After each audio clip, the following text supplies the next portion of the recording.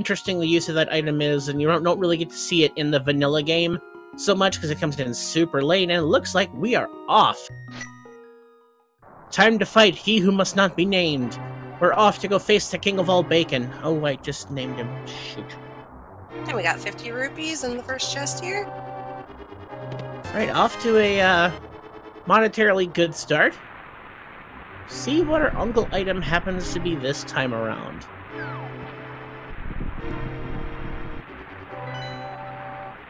Early map check here. We have crystals in the south side of the light world and the pendant on the Tower of Hera. No 5/6s to be seen yet.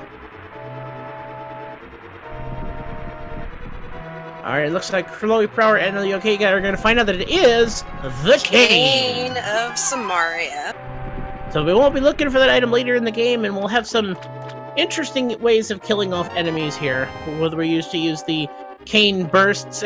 That's an early flute! Well, as soon as we get to Kakariko Village, we will be able to instantly activate the Swag Duck. That's access to Death Mountain right out the gate. Not to mention, it's a lot of fast overworld travel. We're set up for a potential jet seed there. We'll see if we see some early boots or some huge progression and given away just as easily. I mean, starting out with a cane and flute, you can't ask for much more out of the first two checks. No, absolutely not. And they can get a lot of overworld checks done rather quickly with that flute once it's active. And imagine after we walk in the sanctuary, that's probably the first place we're heading. Dropping on down to our first fight room here. Gets the Piece of Heart, so the seed isn't entirely free. But we will see.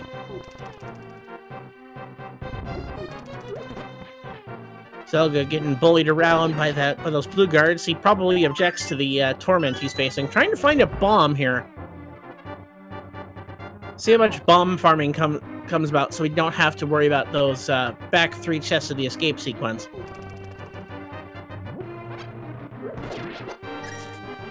Try to make use of those pots where we can.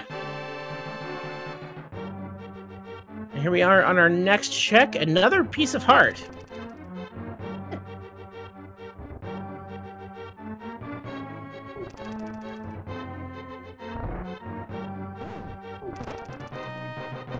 A nice cane set up there by Big Master, as the rest of them are heading down to the bottom half of the escape into Zelda's cell. Going to face the first mini-boss of the game, that Ball and Chain Guard. Curious to see, I'd imagine most runners are going to go for at least 1 pot, if not 2 to finish him off, while Zelga has pushed him in the corner with a block, which I find amusing. And there's the key.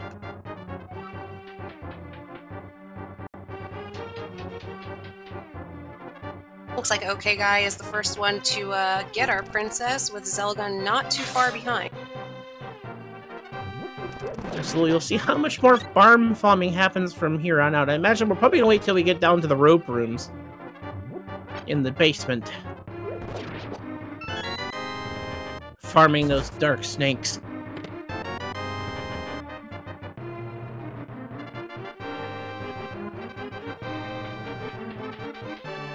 Making our way up through that escape sequence. We're setting up for right around 6 minutes for most of our runners. Good use of the Cane of Samaria so far. Just a little bit of money here. 60 rupees, our highest count moving through there. A few arrows picked up, but nothing too major. Still looking to see our first bomb drop of this run. And it looks like we're making use of the pots where we can to try to find those bombs off of the green guards, but it looks like the ropes may be our last hope.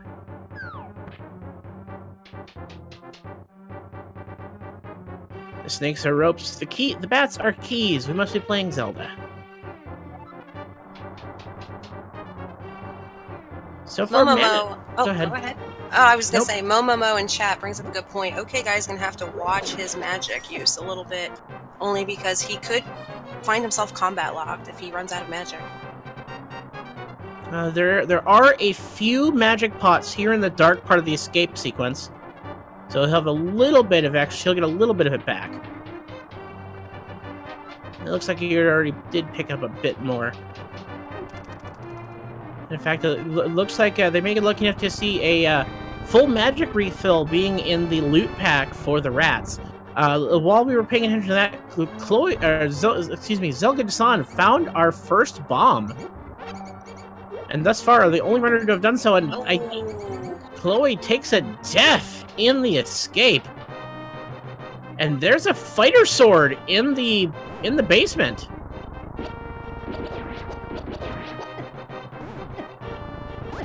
I'm sure our runners, or at least Zelga, for right now, is very happy to see that.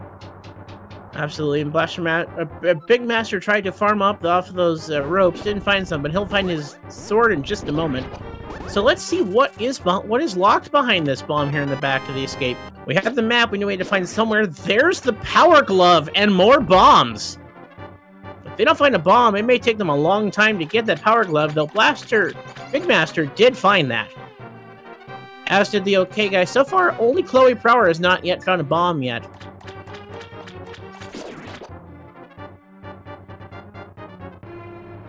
Looks like Chloe's gonna go ahead and try to farm the rats for one. There's a full magic refill, but still needs a bomb. Right, Zelga-san is out of the escape sequence just over 6 minutes. A pretty good escape, and is rewarded with a heart container, but not the one that belongs there.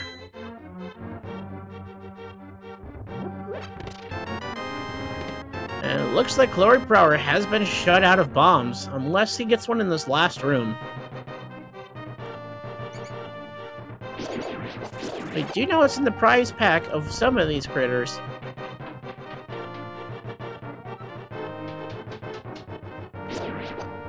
Looks like he's choosing to abandon it. There may have been one more rat left to kill, but maybe he finds one in here and goes back. And there's the drop. And looks like Chloe Prower is going to decide to go back. Good thing for him, because that'll give them the power glove as we find 300 rupees growing in their natural habitat in the Lost Woods. Our Hoarder Crab just dropping hearts. It looks like we're going to get our first check of the Lumberjack Ledge on OK Guy's side as we find 3 bombs in the Thieves' Grotto. Looking closely, that's a rod. I believe that's fire. Looks like Aghanims required. We have ourselves an Agaseed, folks! So much for that free seed we were talking about at the very beginning of the game. So we need to find ourselves a lamp and another sword. Or the cape. We've already got one of our swords for one of the pieces of the Agapocalypse. Let's get that small magic refills from at least one of our tiers of tree pull. Zelga-san is into the Thieves' hideout here. We'll see what 5 items are holding out inside. Starting off with 20 rupees, a piece of heart, another 20 bucks, another 20 bucks, and one more item in just a moment. As our other runners are making their way out of the Lost Woods and likely down to Kakariko to let loose their swag duck and pick up all the pieces of heart and 20s that are hiding in Thieves.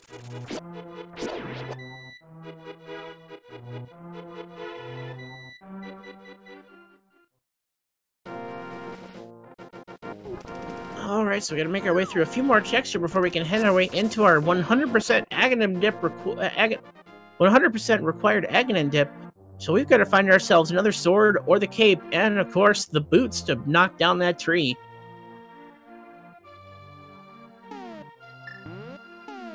Looks like we might be able to clear Kakariko in one fell swoop, because we just got a bottle on Zelga's side.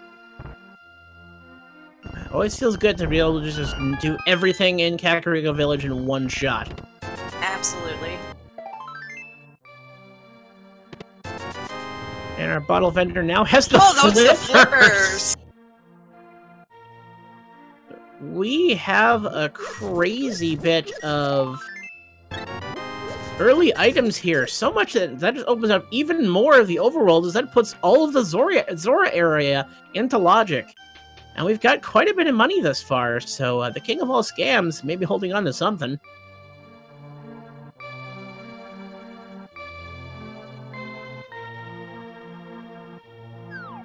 So it looks like there's going to be a lot of overworld check before we ever see a dungeon with the way these items are dropping.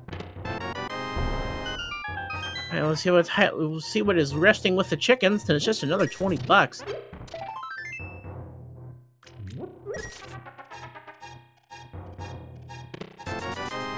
Making our way out of the well on the other 3 runners' side, as we're gonna see what we get for showing the sick kid a bottle. That cold wind blew off of Death Mountain. I'm feeling sick. Here's 50 bucks. So that puts them back in money for Zora, just about. I mean, only 30 rupees to go on Zelga's side, as we're serenading the swag duck on pretty much all the other screens right now. If you guys didn't get your salutes, and get them in now. I guess the chat bringing up a good point. We have not seen a Dark World map check. There is a chance where we may not need that fire rod. I mean, if the pendants fall in Turtle Rock and Skull Woods, I mean, there's a chance, but the odds are not good. And there we get 10 arrows and the race game, and Zelga's son is off for a flight, and they're heading down to the dam. There's just a lot. I mean, the fire rod may not be required, but it just really depends on where that lamp falls.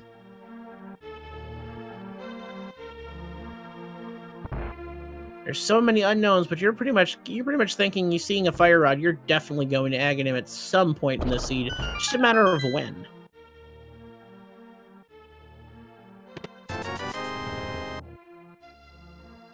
Definitely have to see where the pendants and remaining crystals fall. We've only found 1 pendant thus far, so there is 2 more that could end up falling in there. But before we find the Aghanim, we're going to have to find those boots and another sword or the cape.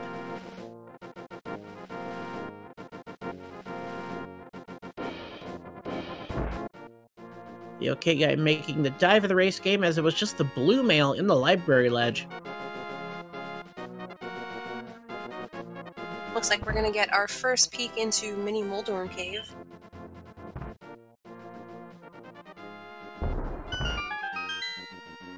If it just would hold to a point where it could get hit. After watching some of the recent streams around the community, I have a Moldorm PTSD.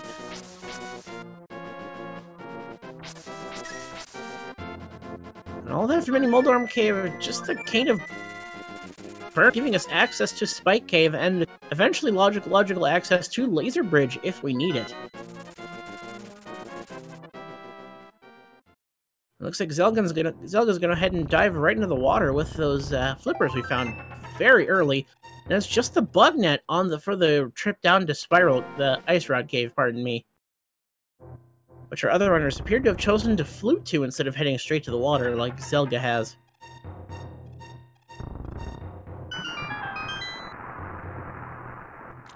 As far in total checks, I give just a slight edge to Zelga, but it's far too early to make any kind of decision on what runner may or may not be to lead us. Pretty much everyone's going to be doing the same things here in just a moment. Whoa, there's a mirror! Well, so many nice movement and speed items right away early on. We have flippers, we have the mirror, the flutes. I mean, movement's pretty free. Still need to find those boots at some point, potentially, if we do indeed need that fire rod.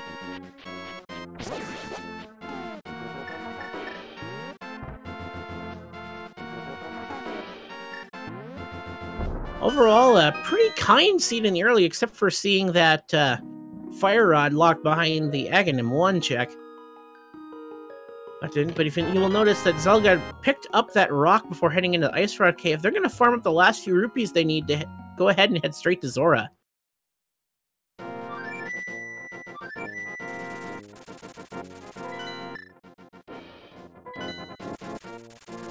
It's only going to take one more visit down here to have the 500 rupees you need for the king of all scams.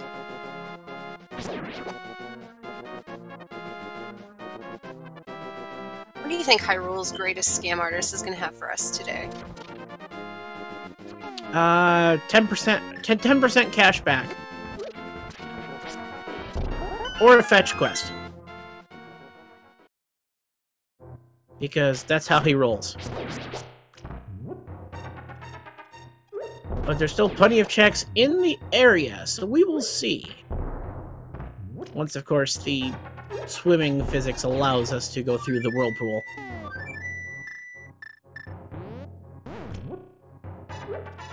It looks like the okay guy in a dark room, it looks like he's going to pick up the old man.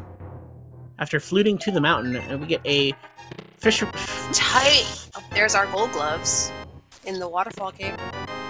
Now we're a moon pearl away from Dark World access.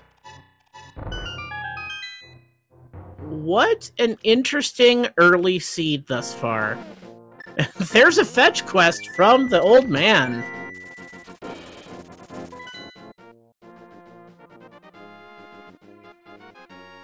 Alright, so what is King Zora holding on to right now?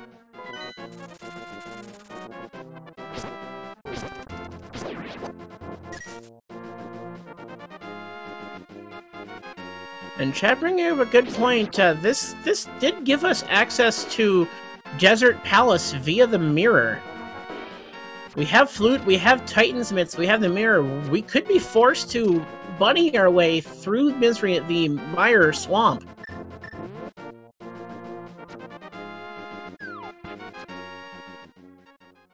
An interesting bit of opportunity here for routing, something that burned me in the past. It looks like we got our first check of Sahasrara's closet on our top left. 20 bucks, a piece of heart, and our second shield of the game. Looks like okay guy is going to go ahead and follow the breadcrumb of that shovel they picked up from the old man.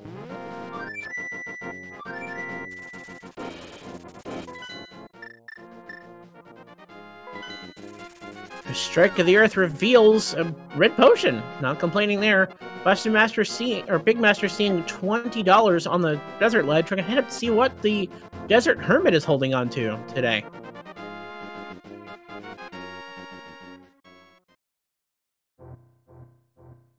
Now, what I find interesting is with the current outfit that Zelga Dazan has, they could go into the Mire area and pick up what is on Checkerboard Cave. That's now currently in Logic. As well as just something they need for progression being in Desert Palace, which we do have access to, but may not be able to fully clear. It really depends on how those keys fall out.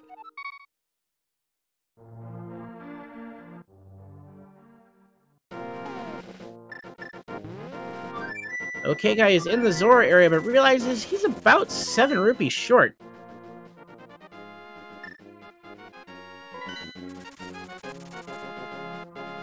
So we're probably making the way through the dark to pick up the old man. Looks like Zelgan-san is heading up the mountain to see what they can find. We may not be...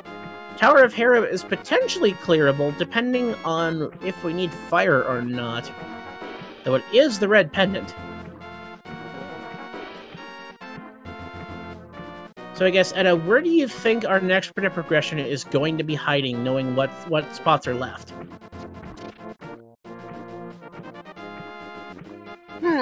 That is a good question. I think the next big item people are probably going to be looking, would be that Moon Pearl.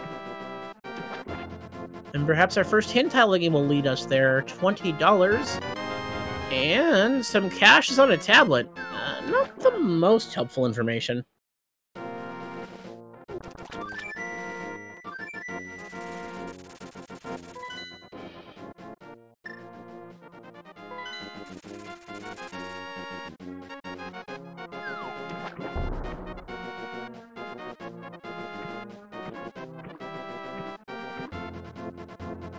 Alright, Zelgan Sun, and there we've got ourselves a Dark World check with pendants falling on the Swamp Palace.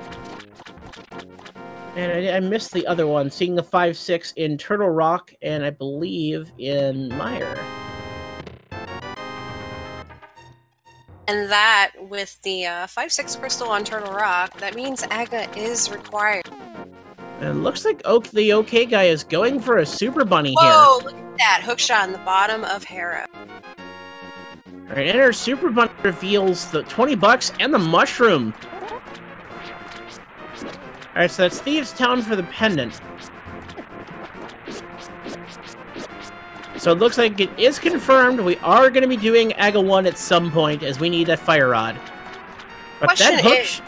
The question is, though, did they all check Lumberjack Cave? I only saw Zelga check.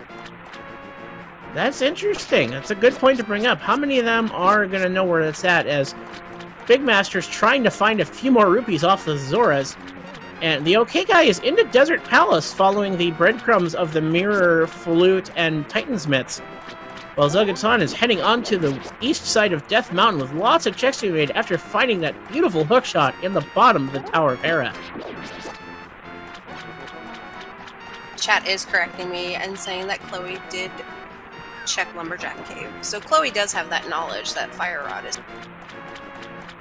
How long will it take our other runners to find so, as Zelga has decided they're going for a bit of a Super Bunny adventure in Dark Death Mountain right now. It looks like they're setting up a mirror portal just in case that Moon Pearl happens to pop up somewhere along this way.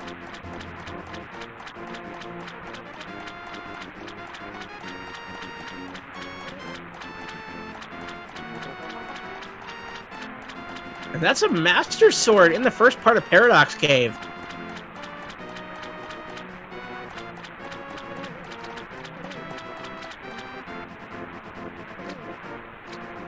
As Big Master finally has his rupees for King Zora. OK Guy coming up dry in Desert Palace. So far, there's a lot of love on the next part of Paradox Cave. And a few more blue items for his troubles.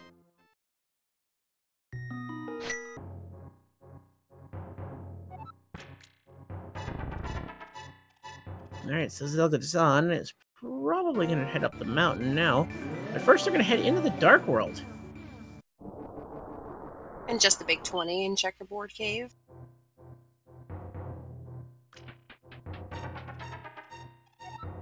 So it looks like Zelda-san is going to go ahead and do the eponymous Super Bunny glitch, named for this cave.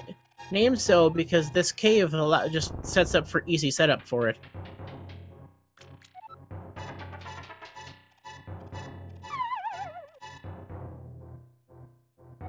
So you get a confirmation map check on Big Master's side.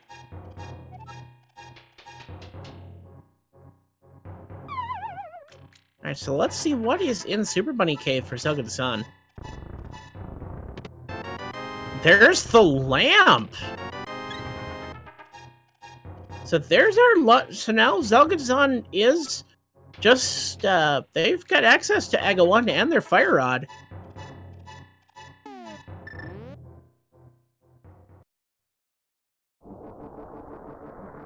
So that's a Super Bunny glitch to pick up the lamp. An interesting development here.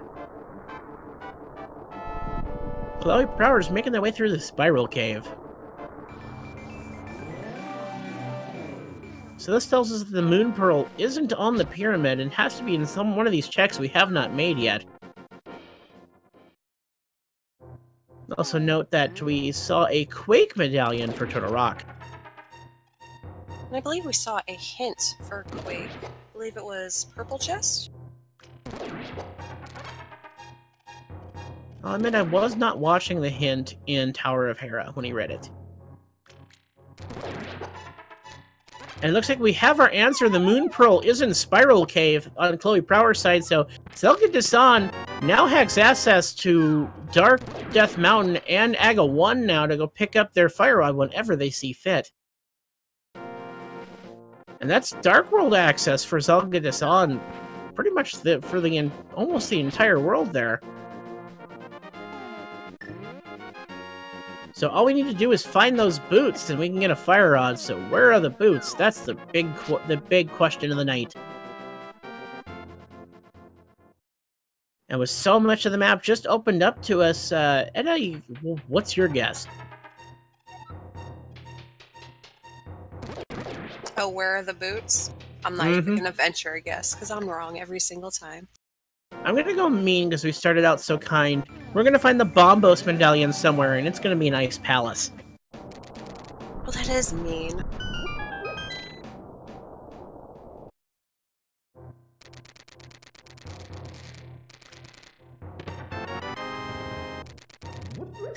we have silvers in the first chest in Hookshot Cave, and then pack of bombs. Our red boomer. And a little bit of luck.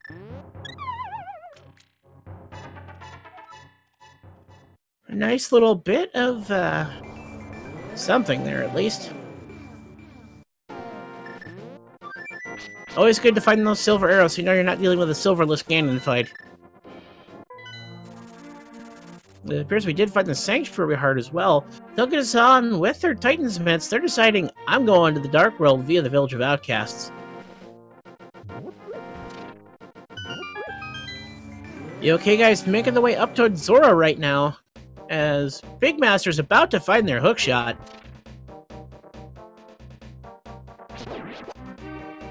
So what an interesting bevy of items to begin the seed. Immediately rewarded with the Cane of Samaria and the flute. Get to the back of the escape sequence. You got your first lift upgrade. There, the boots. What a chest game prize today. So far, routing-wise, pretty much everything is coming up Zelga. And for those asking in chat, yes, Zelga did check Lumberjack. They were the first to do so, I do believe. So we have quite a bit of fast movement here. Not much holding us back at this moment. We're looking for the hammer, the ice rod, and the bow, and potentially some medallions. We'll see where those fall out. I think we had a hint for the Quake to open up Turtle Rock. Not sure what Meyer is yet. You know, we did have a chance. Actually, I take it back. It's Ether. I missed the check.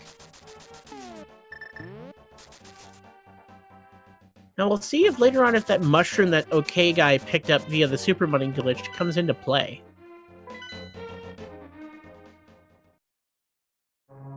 Taking inventory of where we're at right now, as OK guy is making our first dive into Eastern Palace, while Zelga just getting started in Thieves Town with 50 bucks.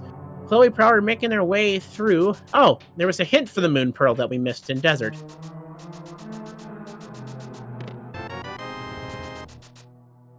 Find bombs there on Zelga's side. Zora being a piece of heart. So Big Master's up on the mountain, OK guy in Eastern Palace, while Chloe is in Desert. And Zelga making their way through Thieves Town. So much to see here. There's the compass from that check. We'll see how much further that Zelga decides to go into Thieves Town, as this is only a pendant. And we got our answer. We're doing the first 4, got our big key. They're out.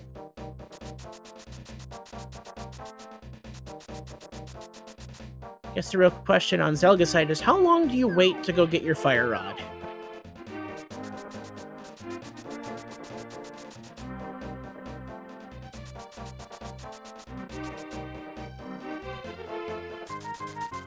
Meantime, one strike of the earth gives you 3 bombs for this digging game. I was not prepared. Looks like Chloe is going to go ahead and be the first to clear out Desert Palace, as we find the magic cape in Eastern Palace, just another way to get yourself into the Aga Tower.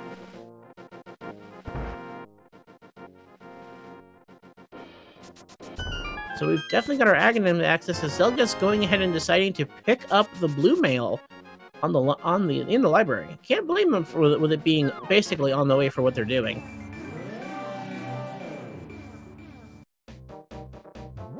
No, that little bit of defense is always helpful. Not that Zelga really needs it. Zelga's a fantastic runner.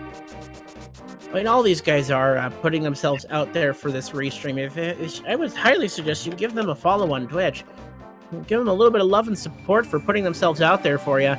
Chloe Prower is heading into the Landmolus fight now, and Jeremiah was a blacksmith, was a good friend of mine.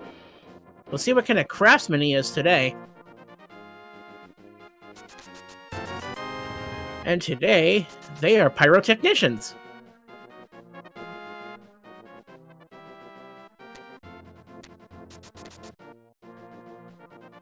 Just 3 bombs for bringing the old lumberjack home.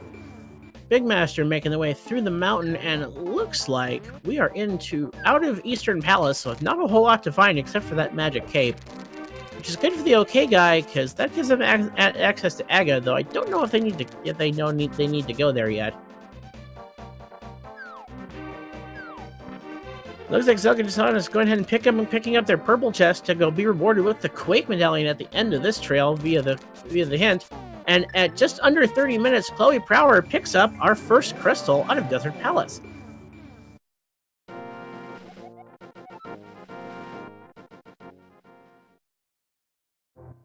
And unfortunately, very fickle follower, I'm not following to Cave 45 to pick up those 5 rupees.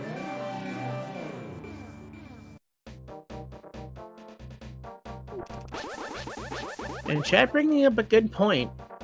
We're getting close to access to Hurt Rock, though we still need to find our hammer as Stumpy coming in big with the Tempered Sword.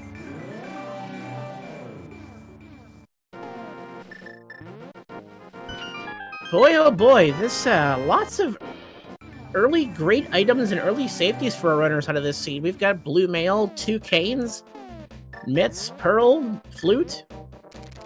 Now we're already on Tempered, 30 minutes in. The seed has been uncharacteristically generous to our runner. But still usually forced them to make an Aga play. Usually when that happens, though, there's always that one item that they search for. And chat bringing up a good point, our red mail is available in the eastern part of Desert Palace, so Zelda will have red mail not whenever they decide to make their way over there. They have quite a few breadcrumbs to follow beforehand.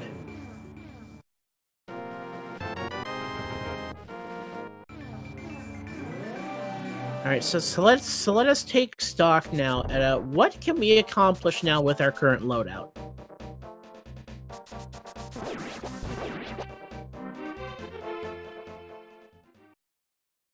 Looking at over here, we can check this swamp hit.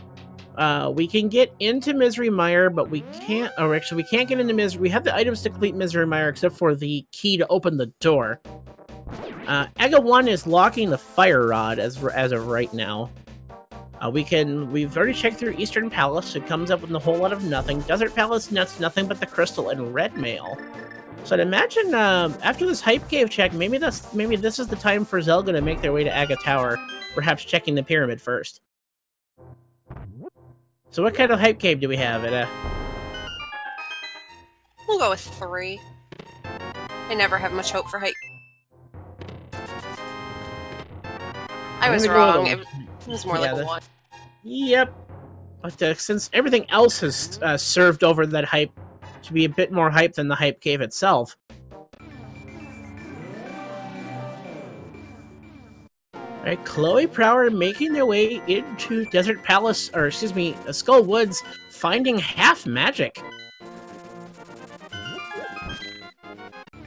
Looks like Zelda's finally making their way over to the Mire area.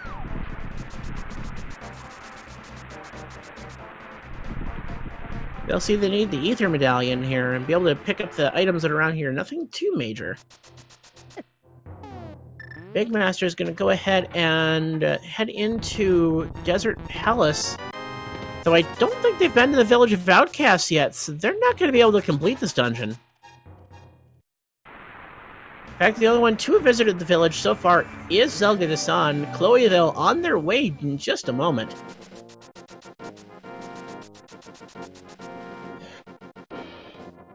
Okay, guy just picked up his Master Sword, and I don't think he was one of the people that checked one, so he might be thinking Aga at this point, because all the items seem to be pointing in that direction. Yeah, it's definitely setting him up that way, which will be a good play, as it'll set him up to pick up the Fire Rod from Lumberjack when he finds those boots on the Lumberjack ledge. Or excuse me, when he finds the boots from the chess game in the Village of Outcasts. Chat's already hoping for a pet seed. I mean, we've already got Aga 1, so it's pretty much Ped Seed the dream at this point. Desert is not boots locked, so they will be able to complete it. But they still need to find their boots if they want to pick up their Fire Rod later on in the seed.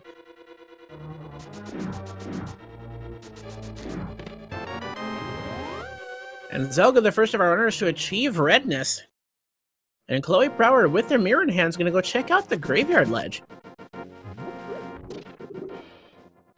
A shame they couldn't have picked up their boots first to be able to knock out Kingstoon right here and now.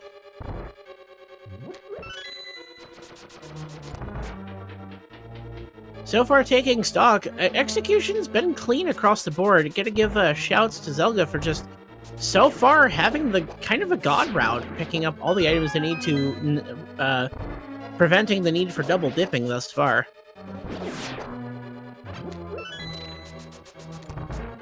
So far, in terms of what routing, Zelga has made all the right decisions. We'll see if that trend continues as the race goes on.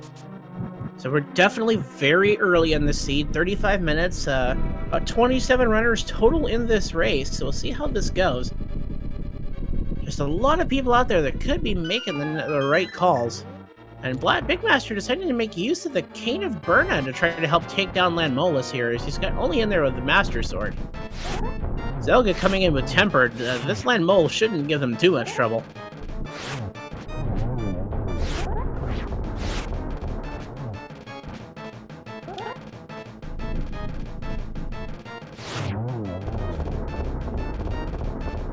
Alright, that's the end of Landmolus for Zelga, just getting a piece of heart, while OK Guy finding their silver arrows in the Hookshot Cave, and Chloe Prower making their way through Thieves Town. We'll see if they decide to go any further deep than the first 4, like Zelga did when they made their way through here. Alright, so where do you think Zelga's heading next?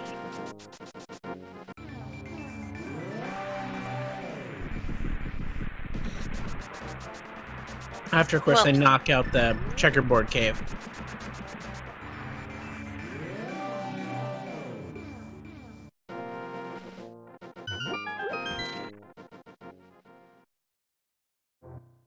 My money says Aga's coming up pretty quick for them.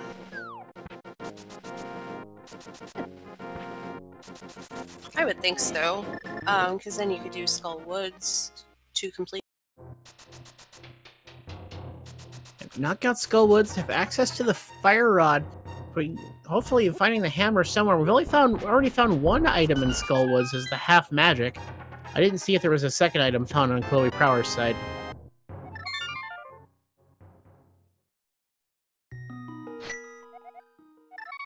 Alright, Zelga has saved and quit and they're heading to the Sanctuary.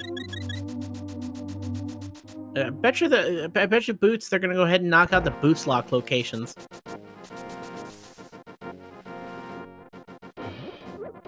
And actually, chat calling me out for something I missed. The Ice Rod was in Skull Woods. So Chloe Prower's got the Ice Rod, and I believe has knowledge of where the Fire Rod is. We're a hammer away for a completable Turtle Rock. An interesting bit of finds here through the early game. Big Master finding their boots now in the chess game. OK Guy has all of theirs, so Zelga's go ahead and knock out Bonk Rocks here.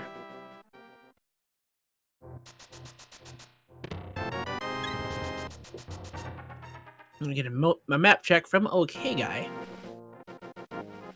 Alright, Zelga, what's your next move?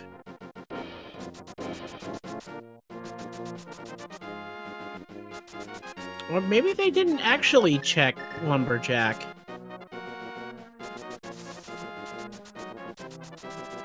We could have been mistaken. They didn't check this, actually. I think it was just Chloe Prower that made this check. But they're like, oh, I guess I'm doing Aga now.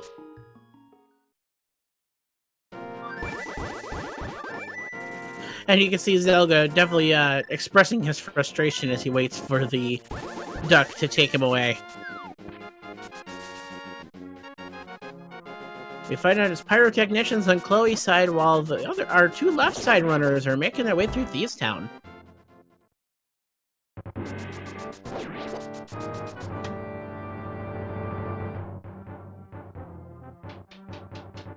I do appreciate the 8-bit Luigi sprite for the bunny sprite there.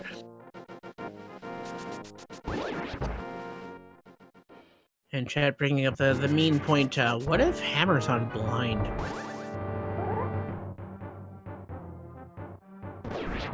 it looks like we may find out, as OK Guy looks to be the only one of our runners that's going to go ahead and dive the back side of Thieves Town.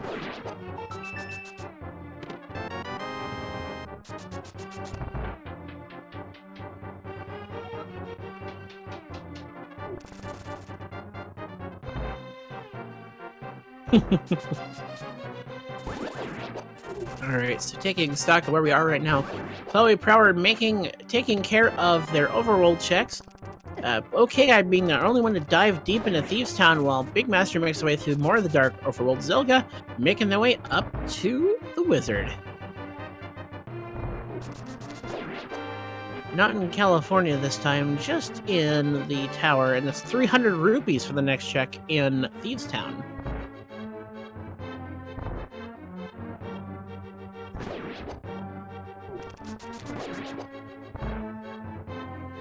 Interesting choice is Zelga deciding to just leave that hint, or OK Guy to leave the hint tile behind.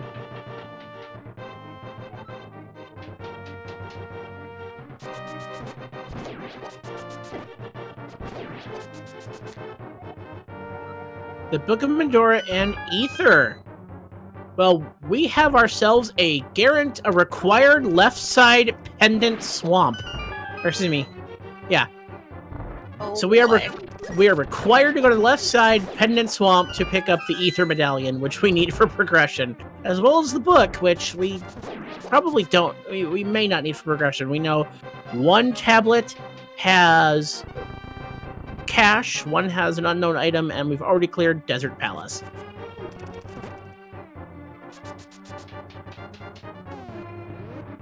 So if anyone abandons that hint in Aga Tower, that could definitely come back to bite them. And chat pointing out, OK Guy does have the small key in inventory, so we have a potential locked away item in the big chest of Thieves Town. I did not see if we found both the map and compass so far. I know I've seen the compass.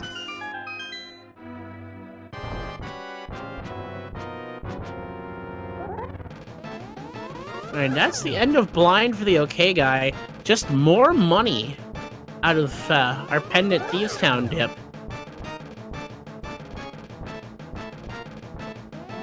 Alright, so we have our first geometry chest for Zelga Dasan.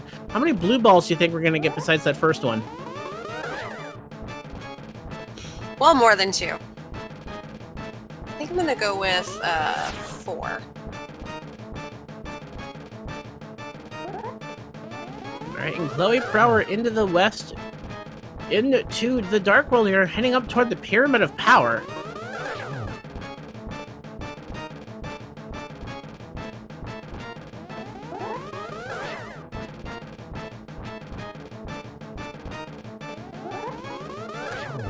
Did you enjoy the little bit of the ASMR moment of swiping our sword in rhythm with the song?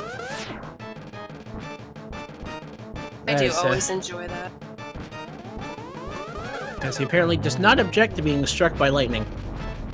Alright, that's the end of the Sorcerer on Zelga Dasan's side. That's access to their Fire Rod, finally.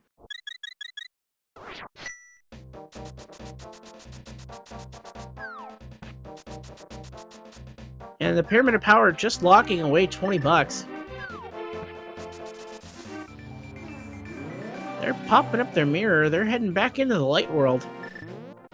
Probably just going to go ahead right away and head straight to the Lumberjack Ledge. I want my Fire Rod.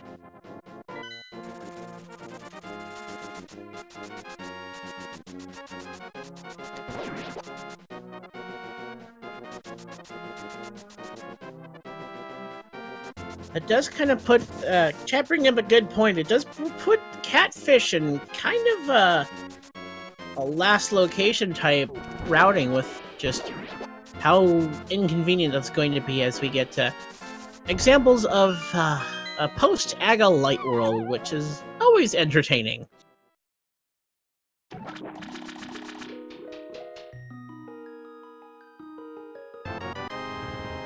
And there we have our first Fire Rod pickup.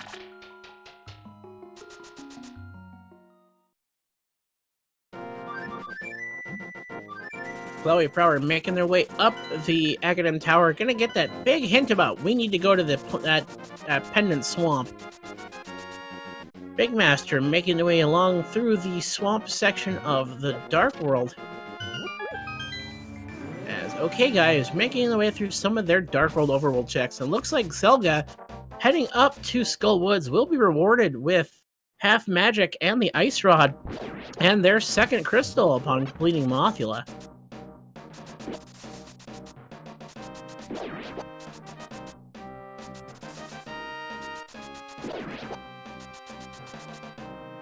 As Black Big Master unfortunately does not get a hype cave at all.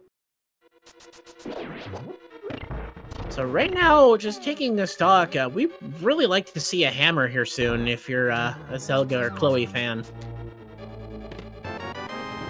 Right now, that's locking the most progression of the items left unavailable to us. Because if we want that Ether Medallion, we need that hammer.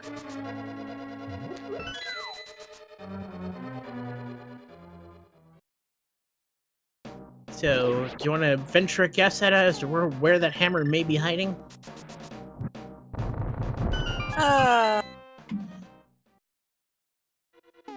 Let us, why not? Everything else is in swamp. Let's put the hammer there, too. Or wait, no, we can't. We can't, unfortunately. As much fun as that would be. I do like the thought of a vanilla hammer. I suppose you're our tracker bringing up a good point. Yes, it could be in Swamp Palace. It would be in the first chest behind that first bombable wall. It's icky, but I like it. I'm also a fan of the vanilla that someone brought up. I'm of course. Let's just throw it in Ice Palace, because you know Ice Palace is fun.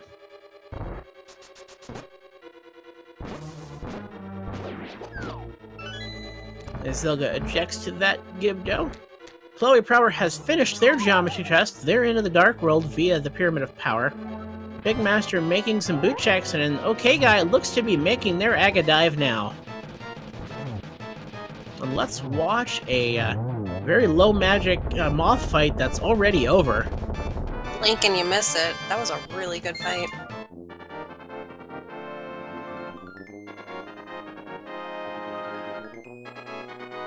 Alright, that's crystal number 2 for Zelga, just about 47.5 minutes in.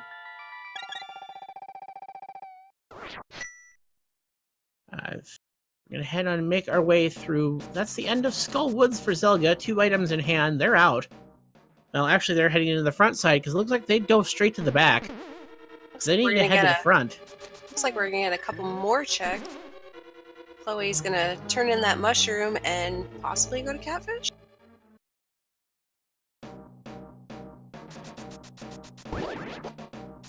Oh no, being called a numpty. Is there a worse fate? Oh, I know. Being called a dingus.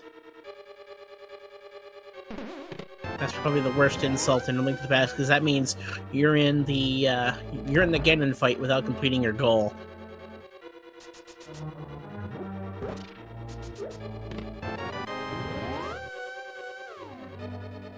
Alright, so making our way through the Dark World here. Chloe making our first catfish check. Zelga should have their Ice Rod in hand now. So they're gonna head on out, and where are they heading next? Looks like the Lumberjack Ledge. Or excuse me, Graveyard Ledge. Too many ledges. I got them all confused. And there's 20 bucks from that angry fish.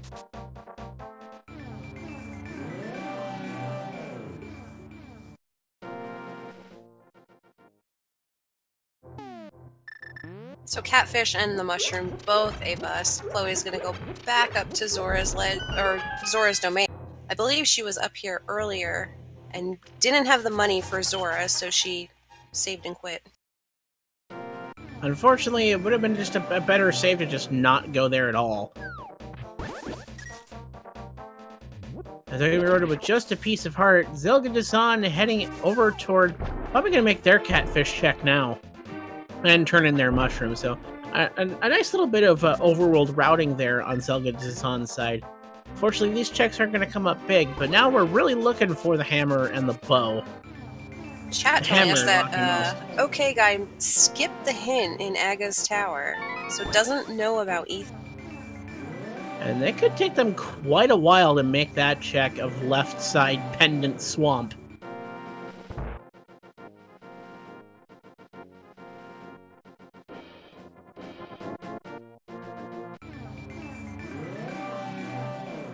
Shoutouts to Zelga by making that tactical mirror bonk in order to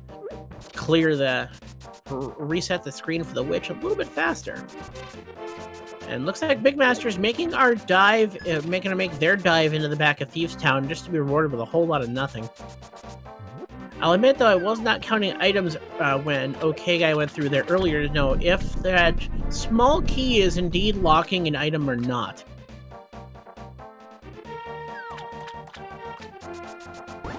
Because the big chest is in logic.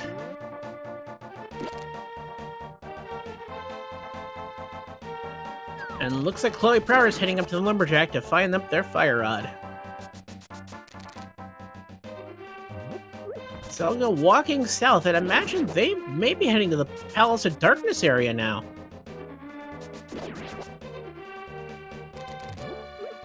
OK Guy finishing their required geometry dress, deciding to nice swagnet dash to finish off Aghanim. I have not seen that before. That was fun. So as of right now, taking stock of what Zelga can accomplish, they can almost clear ice. They can almost clear pod. They can not get into Misery Mire.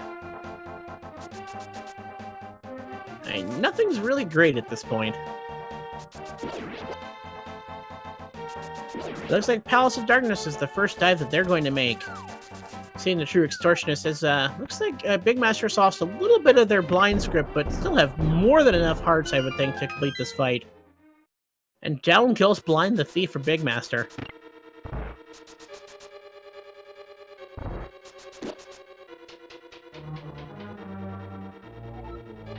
And imagine with the many potions we've received thus far, we're probably looking at a potion glitch for Zelga's side through here, but we are not bow locked as of now.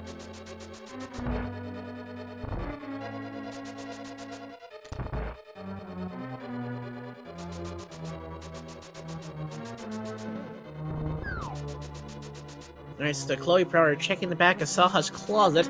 Big Master making their way up from the village of outcasts. And there's our butter sword.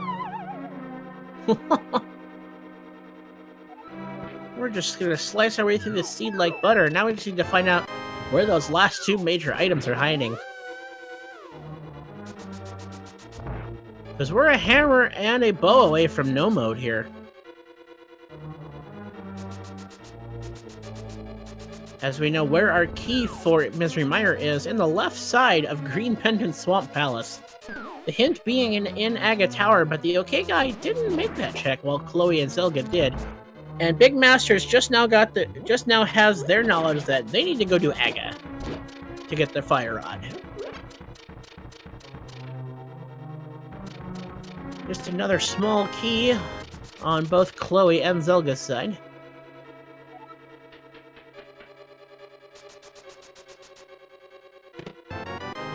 There's the big key on Zelga's side. And another 10 sticks. We're running quickly out of items here. We still have the vanilla big key location to check, as well as the dark maze.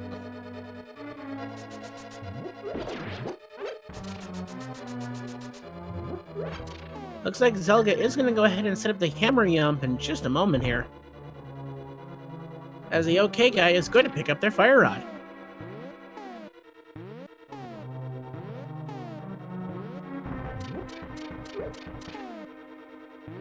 Whoa, did you see that hint? I admittedly I looked away for just a moment. What did that read? I believe it said bow and Misery Mire.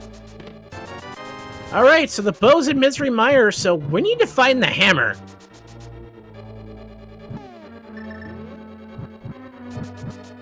Because the hammer is locking the key for Misery Mire, the Ether Medallion. So we know that the bow is fire-locked in Misery Mire, so it all comes down to where's the hammer to get us that ether key. Unfortunately, both Chloe and Zelda are going to make the dive into Eastern Palace, and that's not going to be there. Notice that neither runners decided to potion glitch, as they know where the bow is now, and there's no reason to check that bow side, because the hammer can't be there.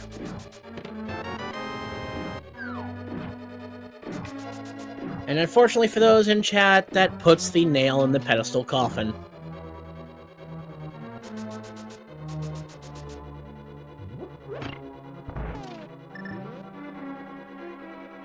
It is not Catfish to answer chat. Catfish was just a big 20. So, who likes that first chest of swamp? Of course, there is Ice Palace that has a few more checks that can be made, but still can't be completed unless that hammer turns up inside. A whole lot of bad options set up for a lot of nice early items, but definitely now the seed set itself up for where do you want to, what inconvenient location do you want to double dip first?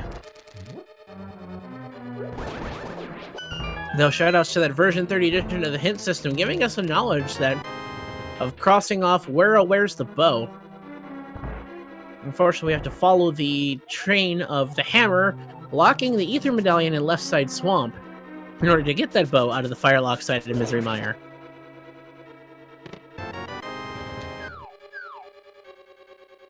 For those asking in chat, the stars you'll see next to the pendant or crystal are to help the colorblind among us differentiate between the green, blue, and red crystal, green, blue, and red pendants, as well as the red and blue crystals. Definitely wanting to be inclusive here in the speed gaming community.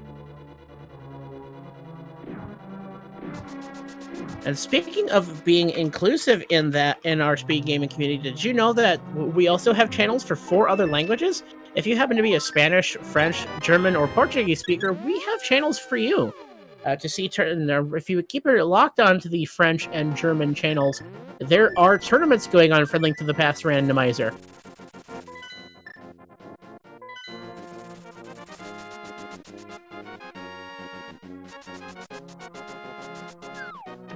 Alright, Zelga, having found nothing in Eastern Palace, they're heading into Ice, while Chloe's heading back into Pod. Interesting decision on Chloe's side. I would have to say, if I were playing this seed, I would go the route Zelda's going. I would dip. Oh, I see. Chloe didn't finish going through the back.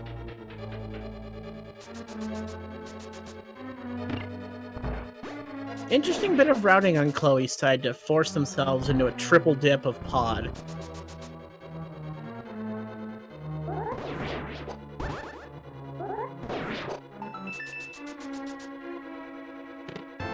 And speaking of hammer, there it is! First check in Ice Palace.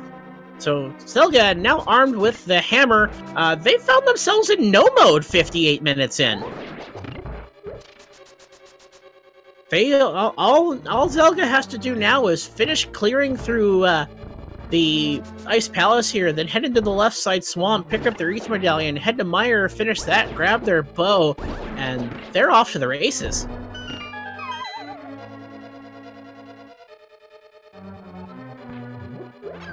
No, chat bringing up a good point. I don't believe Zelga saw the hint for bow. I believe so far it was just Chloe that saw that hint. The hint system coming up big. I believe it was on the bow locked portion of Pod. At least that direction. It wasn't actually behind the bow lock. Not quite getting the nice Palace bomb jump, but we get a nice hammer yump there for Chloe Prower. And OK Guy heading into Desert Palace as Big Master has finally made their way up to Aga Tower.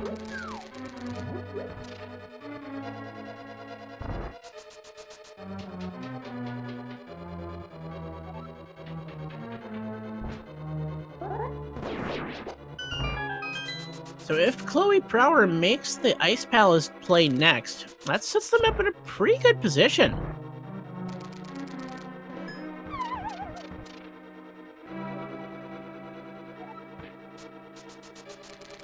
Another hint check on Zelga's side. There's a unique item in Eastern Palace. Unfortunately, it's not one we need.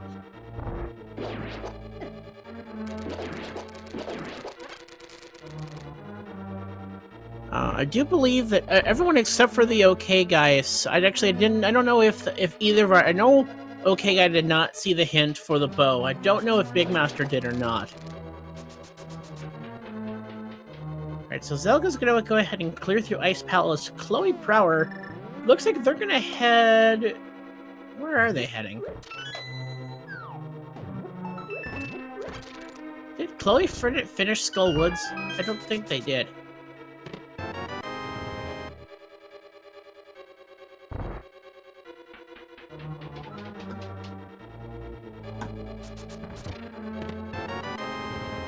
Right, going back into Thieves Town. So just interesting decision to not go to Ice Palace, which has the most, I suppose, going through what you know you can complete and hoping to find the hammer, as opposed to what may not be completable and finding the hammer. Since Zelga did the first 4, but decided that they were closer to Ice Palace, so you head that way first.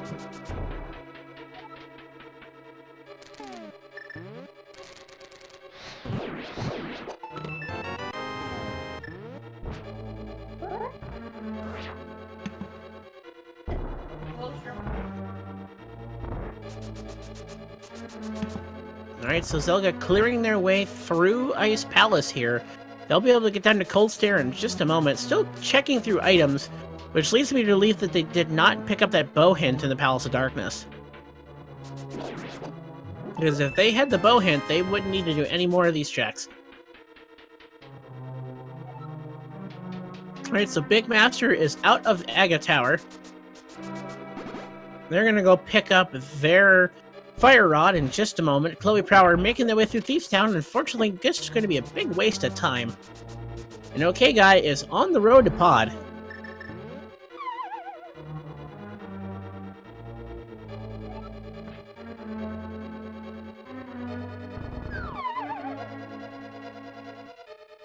Just a fun bit of routing here on Zelga's side.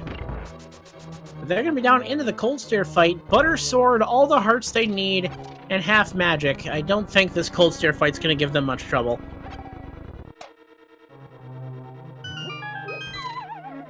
With that arsenal, that's like the Cold Stare dream.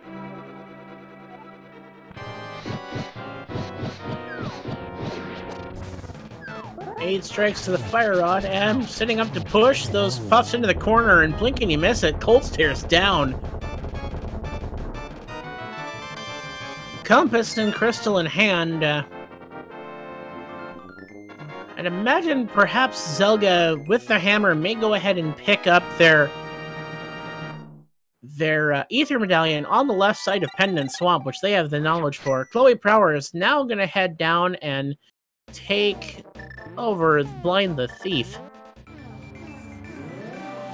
Meanwhile, on our left side, OK Guy is... It looks like they're attempting a hover to the bow chest here.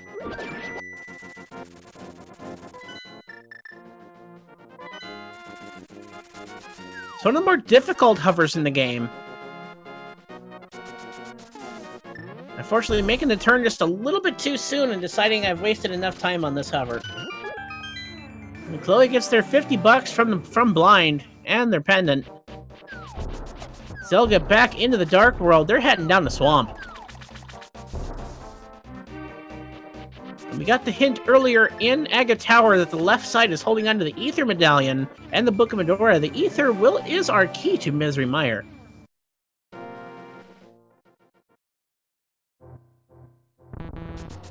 And we do know that in Misery Mire is the bow on that Firelock side. So once they find that bow, that's go mode.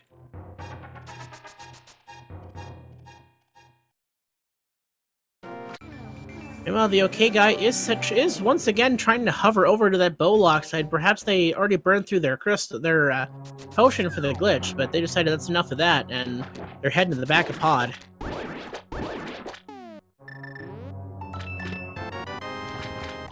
Zelga into Swamp, a trip to the left side, give him an Ether Coin into Mire. It looks like Chloe's gonna go ahead and pick up their Ether, open up the Swamp for the hint, perhaps forgetting that they need that hammer.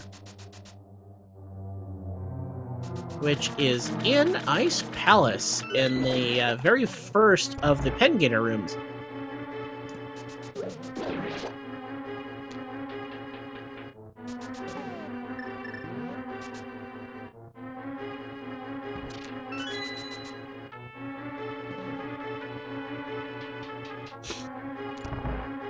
Alright, making our way up deeper into Swamp Palace on Zelga's side.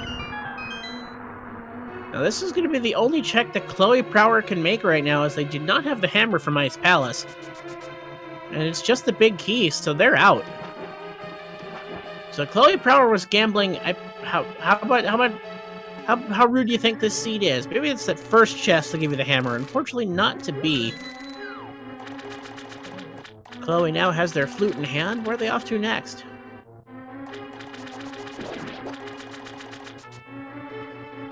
Looks like she's making the Ice Palace play. I'm sure she'll be very happy to find that hammer.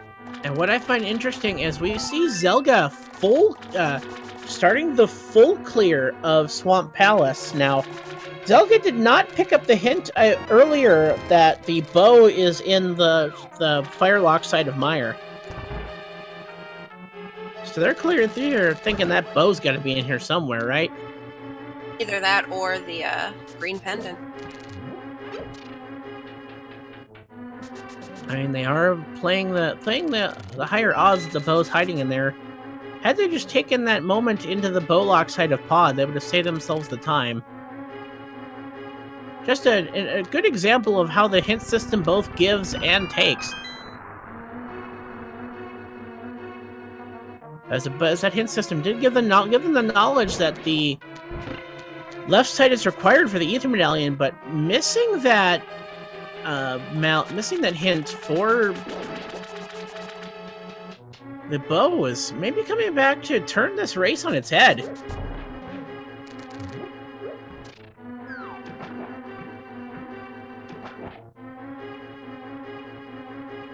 Alright, there's the map for Big Master on Skull Woods there. We're gonna head back to the Moth.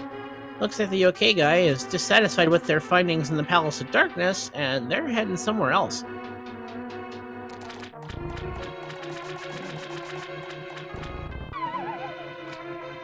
They're heading up toward the castle. What's gonna throw them into the Dark World?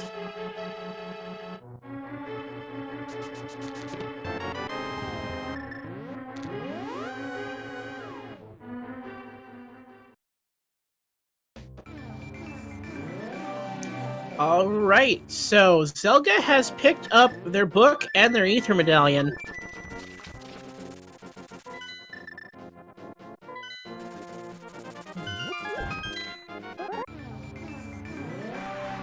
So now they need to head. Now they're heading into Misery Mire, and that Firelock side is where that bow is hiding.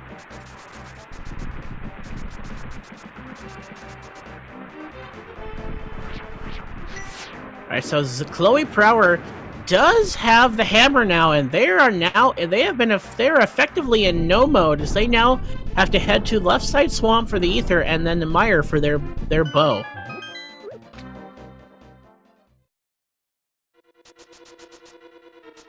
An interesting moment as Zelga started to clear Swamp Palace, but then found the Ether Medallion just by chance and decided that's enough of this dungeon. I'm gonna head to what is a crystal.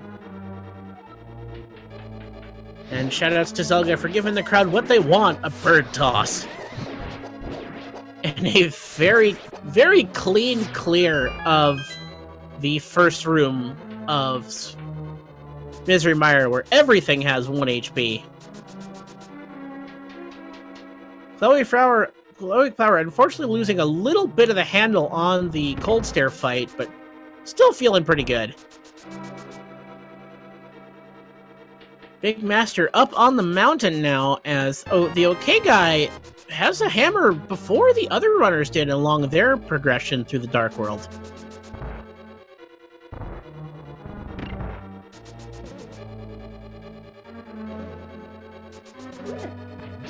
Alright, so Zelga making the other checks here of Misery Mire, avoiding the Firelock side for now. It looks like with their big key, they're going to head straight for Vitreous, not finding the items, and they'll have to come back for that cutscene chest.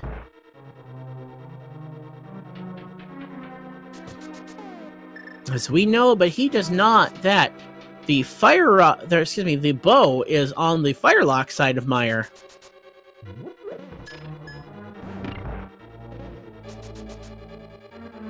Or perhaps Zelga knowing that there's still one item left to be found. It's either on Vitreous or on the Firelock side. So he wants to try to avoid sitting through that cutscene if they can. And Big Master is making their way up the Pendant Tower of Hera. As the OK guy making their way through Ice Palace, Chloe Prower back into Swamp with their hammer in hand now. Now they can get to where that Ether Medallion is.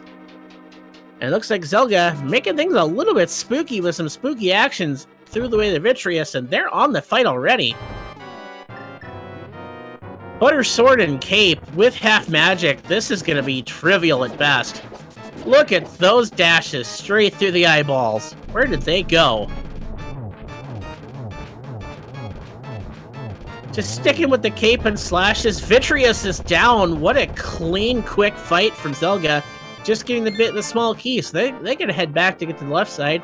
Shout out to the base beast for the 25 bits. Keeping the lights on here at Speed Gaming. Thank you for your support.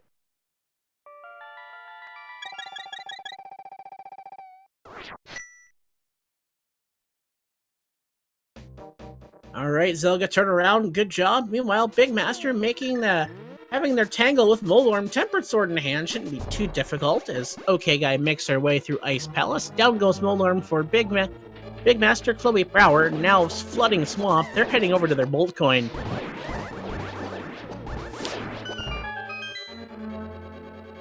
Have to do a few refights there. Thank you for Astronaut01 for a couple bits, helping keep the lights on here at Speed Gaming. Any support is definitely appreciated.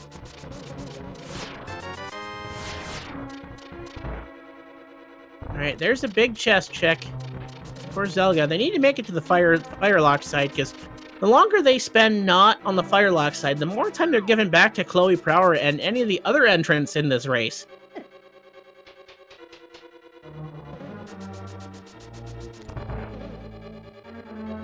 Because there are still quite a lot of entrants in this IRC, just under 30 total competitors, excuse me.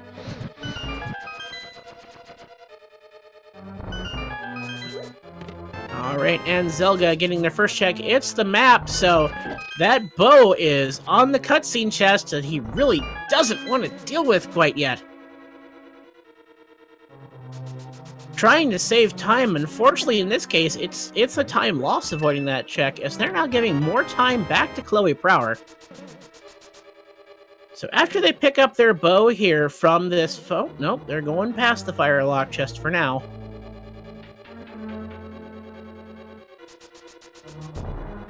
Giving back time. After they find their bow on Misery Mire, they still have to clear through Eastern Palace. They have to go mode pod, which they've already completed most of, and then a go mode Turtle Rock. See how that one lays out depending on the key layout, if we have to go to Laser Bridge or not.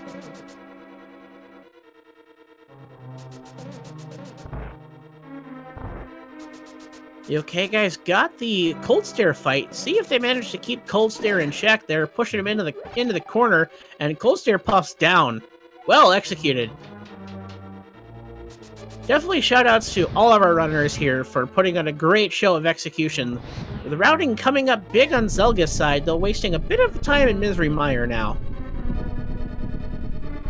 But But they're about to drop down to their cutscene chest.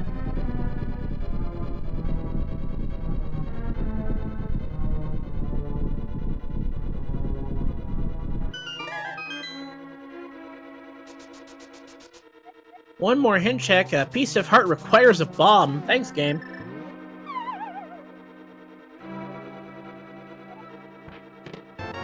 And there we have it. At 1 hour, 14 minutes, and 57 seconds, that's go mode for Zelga Dasan, as they show a little bit of displeasure for not making that check just a little bit sooner.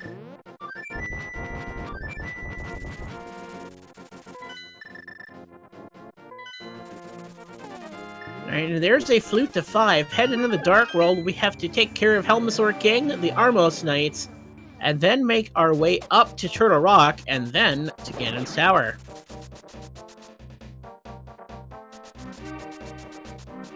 Chloe now picking up their keys to try to get their way over to the fire-locked bow that they know they have to find.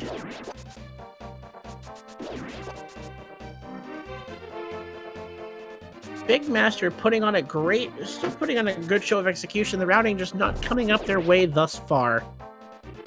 The OK Guy is now heading towards Swamp Palace. They will have their Bolt Coin in just a few.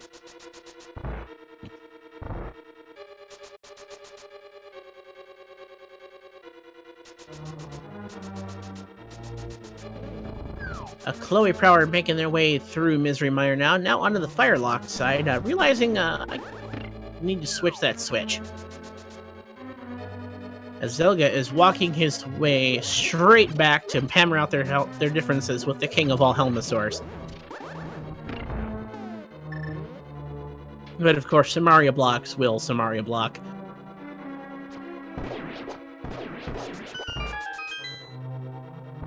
Despite the fact that Zelga procrastinated that Firelock chest pretty long, he's set himself up for a pretty easy endgame here. Pod to EP and then Turtle Rock to Ganon's Tower. So the rest of the routing is just easy.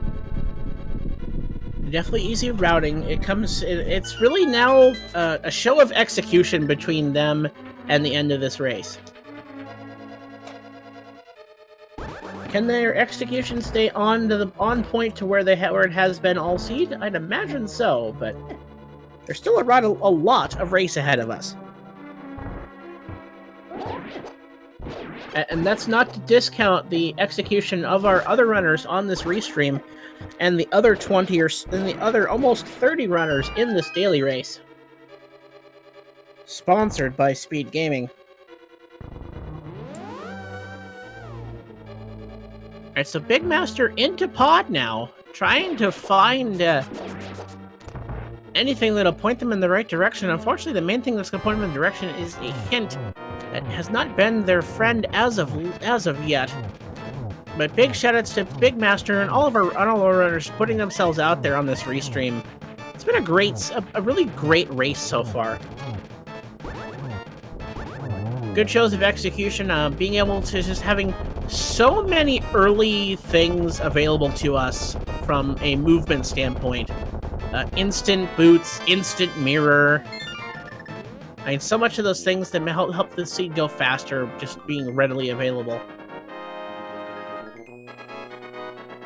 Alright, so it looks like Big Master's going to go ahead and set up their potion glitch in just a moment. Taking care of the Baris first.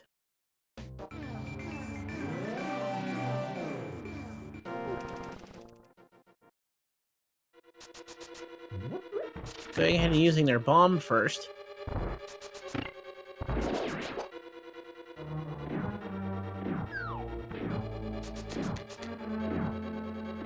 Looks like they didn't quite upset their camera quite right. Chloe Prower is heading back to Vitreous. OK Guy just about to drop down and pick up their Bolt Coin. They're not too far behind your other two runners at this point. And I didn't know. Did you see if OK Guy saw the hint on the Bowlock side of Pod?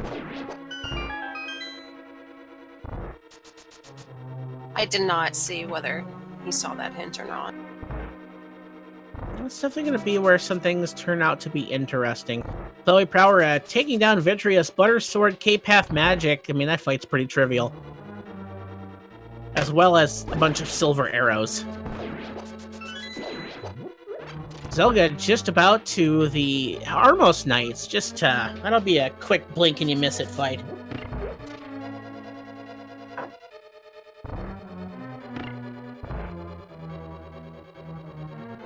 Chloe Prower making up their way into the Dark World via the village portal. There's a lot of so now Chloe Prower needs to make they're gonna head up into Skull Woods, take care of Mothula.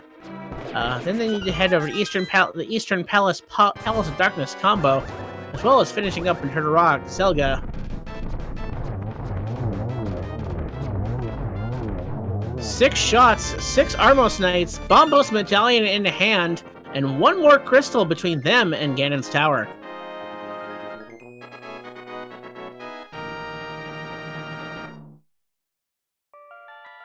Big Master making their way through more of Pod as OK Guy is our first to check out the backside of Swamp Palace.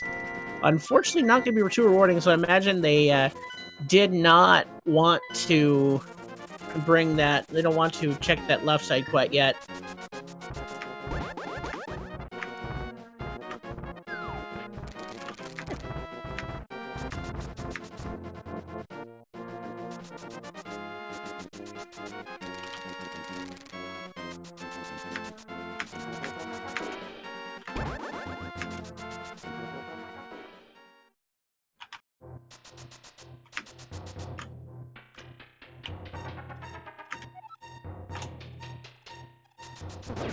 Alright, making our way through Skull Woods on Chloe Prower's side. Zelga-san is heading over to Turtle Rock. The OK Guy making quick work of Argus there. I admittedly wasn't paying attention, and suddenly that fight's over. Big Master making their way through the Harmless Hellway, looking for just something, unfortunately not finding the right way.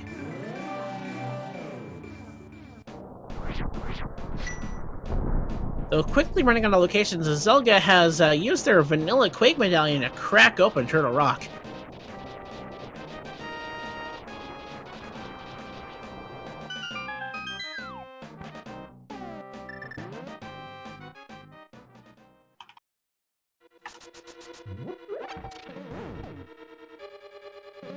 Alright, Big Master making their way through the Dark Maze.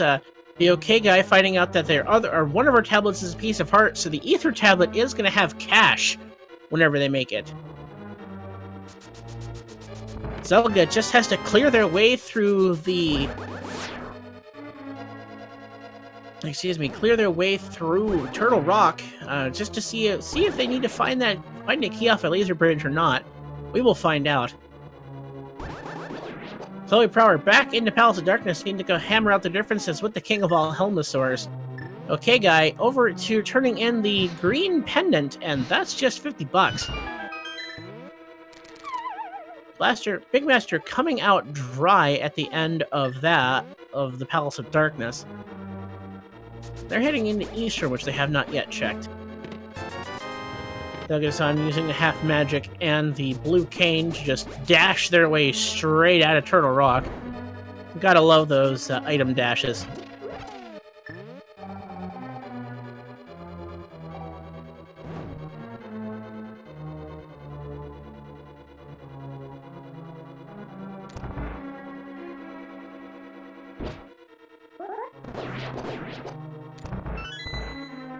Alright, so making our way through Palace of Darkness on Chloe Prower's side, Zelga has to deal with some rather unruly chain chomps.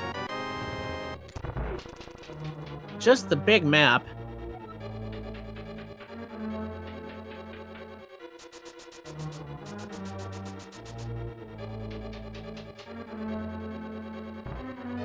Alright, so making our way through Eastern Palace on Big Master's side, finding the big key. OK Guy is now into Misery Mire, will need to make their way to the Firelock side eventually, as Zelga is making their way toward the Vanilla Big Key location, likely going to steal the key.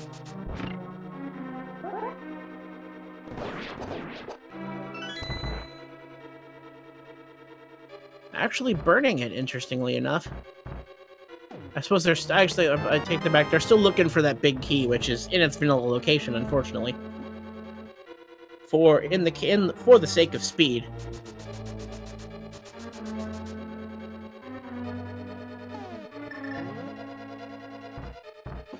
The OK guy attempting that hover across the vitreous gap got pretty far before falling. Shoutouts to just display of some of those nice tricks in this game. OK guy getting close in a few of those really tough hovers.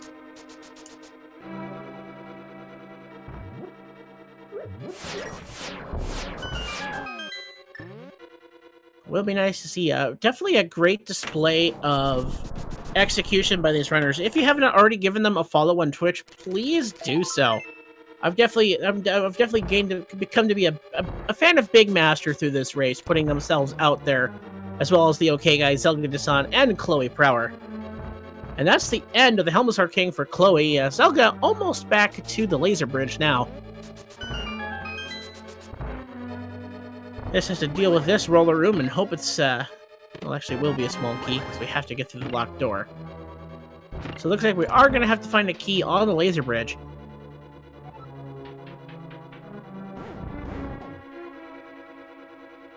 Alright, OK guy picking up another small key, trying to avoid that firelock dive, but it looks like that's what they're going to have to do now. Well, first they're going to check the big chest.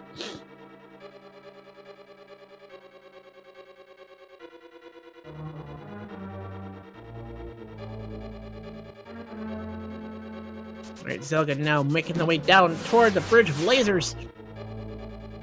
Half magic, cane of Burna in hand, but they're still going for laser skips.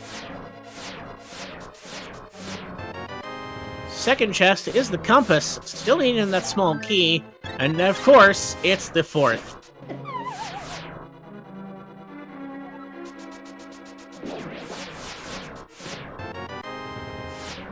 Alright, there's the key for Zelga Dasan.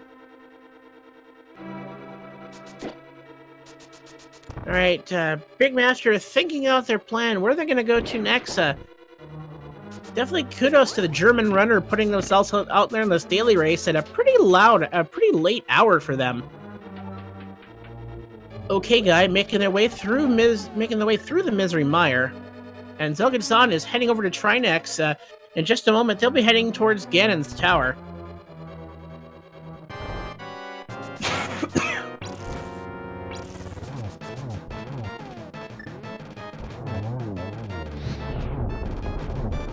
Alright, Butter Sword in Trinex. So, we're getting close to the end of this, so... we're almost hitting Ganon's tower. Edda, do you know what that means? I believe it is the Big Key guessing game. Alright, so get your guesses in chat, folks. A number between 1 and 22. There's no bots time. This is not a tournament race, but there's not a lot of time to get those guesses in. So, get your guesses in, folks. Between 1 and 22, that big key is hiding in Ganon's tower. Edda, where do you think it's at? I'm gonna go with number 12. Where do you think it's at? I'm definitely a 17 kind of guy.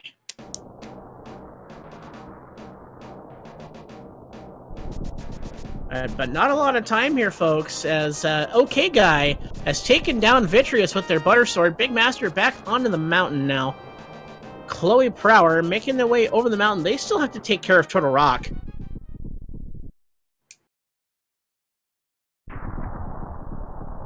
Get your last second guesses in, because he's about to enter Ganon's tower.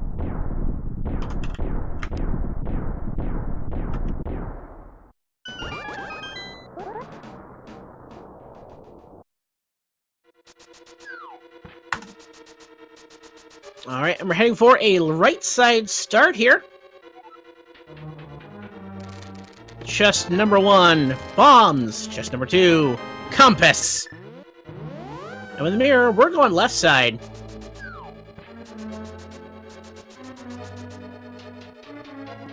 Okay, guy making their way through over to the left side of Misery Mire, where they need to find their bow. Big Master are trying to figure out, where did I miss to find the hammer? It looks like Big Master is heading over to Ice Palace, and we'll be rewarded with a hammer in just a moment. Alright, Zelga making the next 4 checks here in the Stelphos room. Check number 3 is a key. Number 4, another small key. Number 5, hey, it's another small key. Oh my! 6, that's 4 small keys in a row! I don't think I've ever seen 4 keys in the same room before. Hallelujah, it's Raiden keys. Alright, now we're heading back to the right side for Zelga. Just a quick correction, we checked The torch. 7. Yeah, I got distracted by watching the other runners.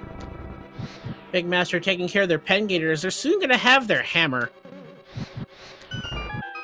So now my count is correct as Chloe Prower is making their way through Turtle Rock. Okay, guy, now heading through their Pod Eastern combo.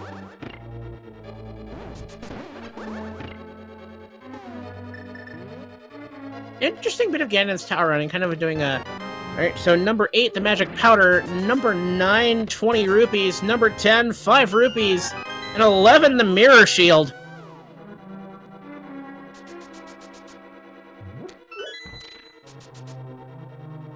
Alright. So Big Master should have their hammer now, and they're going to make their way through...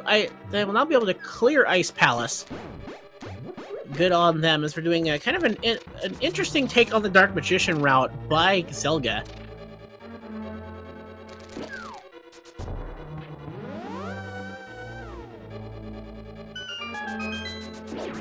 Alright, running across that room here. I think this puts us up to 16 here on our next check. Or am I on 12?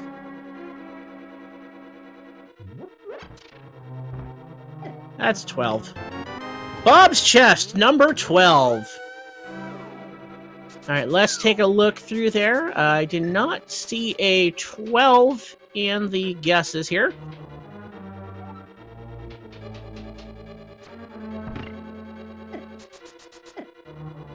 But I'm gonna give, I'll give some internet points to Phantom Black Ice with a 13. Congratulations, you've won a lifetime supply of seeds. So go to ALTTPR.com to go ahead and roll your seed today. And also give a shout out to... So there's a few people. Oh! Duh! Hey, Edda, you win. I was waiting for it. But that's okay. We can give the Astro Nerd guess the 13. Base Beast guessed 11. You know what? Let's just give seeds to everyone. Go to ALTTPR.com. There's plenty for all. Let's go have some fun tonight. Who wants to race after this? I will lose. In the meantime, okay guy, hammering out the differences with the Helmasaur King. Big Master making their way deeper into Ice Palace. And Zelga making the climb up the gauntlet. Thankfully, no mini mold arms moving at double speed in sight.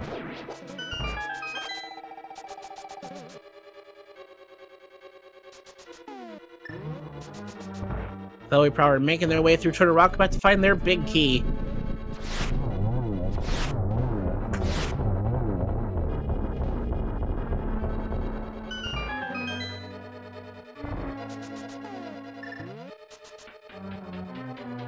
Alright, making our way through the Wizard room for a little bit of satisfaction.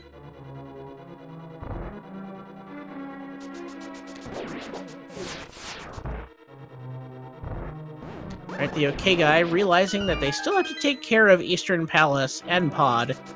Or did they just finish Pod? I wasn't paying attention. Actually, they just killed the Helmasaur King. Hadur. I swear I'm watching this game.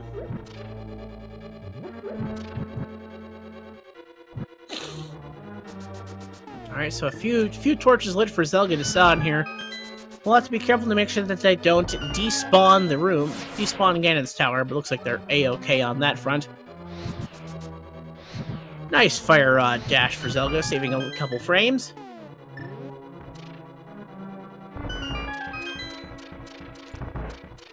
Alright, and Zelga heading on past, doesn't need to worry about killing any Helmosaurs now. Making their way up toward the Ganon fight now. Just heading on over to Home Moldorm 2 now, just 2 swipes of that Gold Sword, and that's a Moldorm fall! Sometimes those dashes can be risky.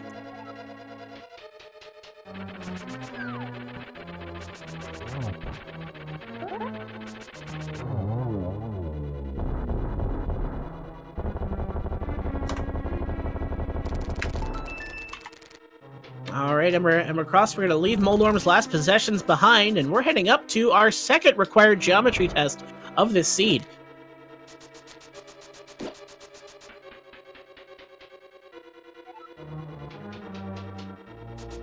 Dash on over to Moldorm. Okay, guy, blink and you miss it. There was almost knights in that room, I swear. Big Master making their way through Ice Palace, having a rounding it a little bit interesting.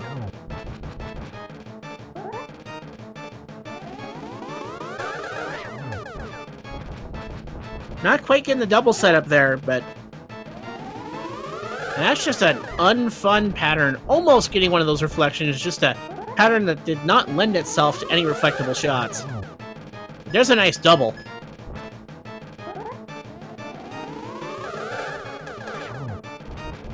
I believe just one more blue ball, or reflectable into Aga 2, and this fight is over. The King of all Bacon is loose. We're heading into the Ganon fight on Zelga Dasan's side as Chloe Prower taking down Trinex here. Big Master just about to drop into their fight with Cold Stare, and okay, guy heading up to Turtle Rock.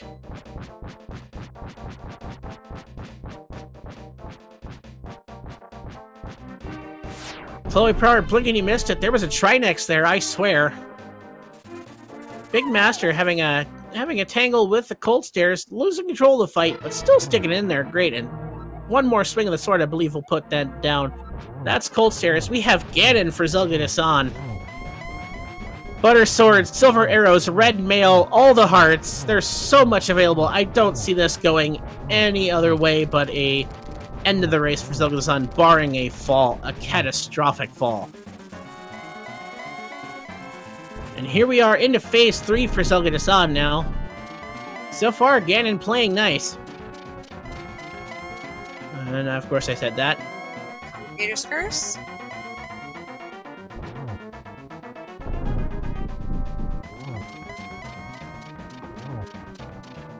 Alright, that's our third strike of Phase 3. And here we are into Phase 4. Did we find the arrows in the Dark World? You bet. Here, why don't you have one for us? Pulls out the fire rod. Torch glitch on for Zelga. That'll be a double. Almost gets the triple. One more arrow. And the big pig is down. The fanfare should be playing here. Get your GGs in chat, folks. Just a 1x3 bridge between Zelga Dasan and a finish in this race. And I can announce that Zelga Dasan has finished the overall race in second place with an hour of 1 hour, 38 minutes, and 19 seconds. The winner of the overall race was Match 7898 with a finish of the time of 1 hour, 34 minutes, and 40 seconds. Well, one can't help but note, so the only thing I can see there is that time difference made up for missing that hint in Palace of Darkness to be able to not skip through there straight to the bow, and of course the interesting routing they chose for Ganon's Tower.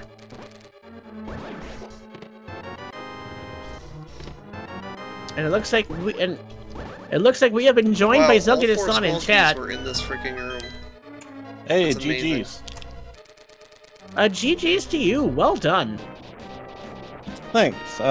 This was a kind of gross in places, but overall I'm happy with some of the decisions I made, and yeah, it's really hard to complain about second.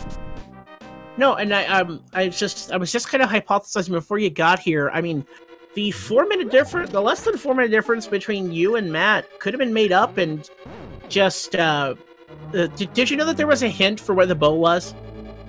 Not a clue. Nope. It was on the bow lock side of pod. Lovely.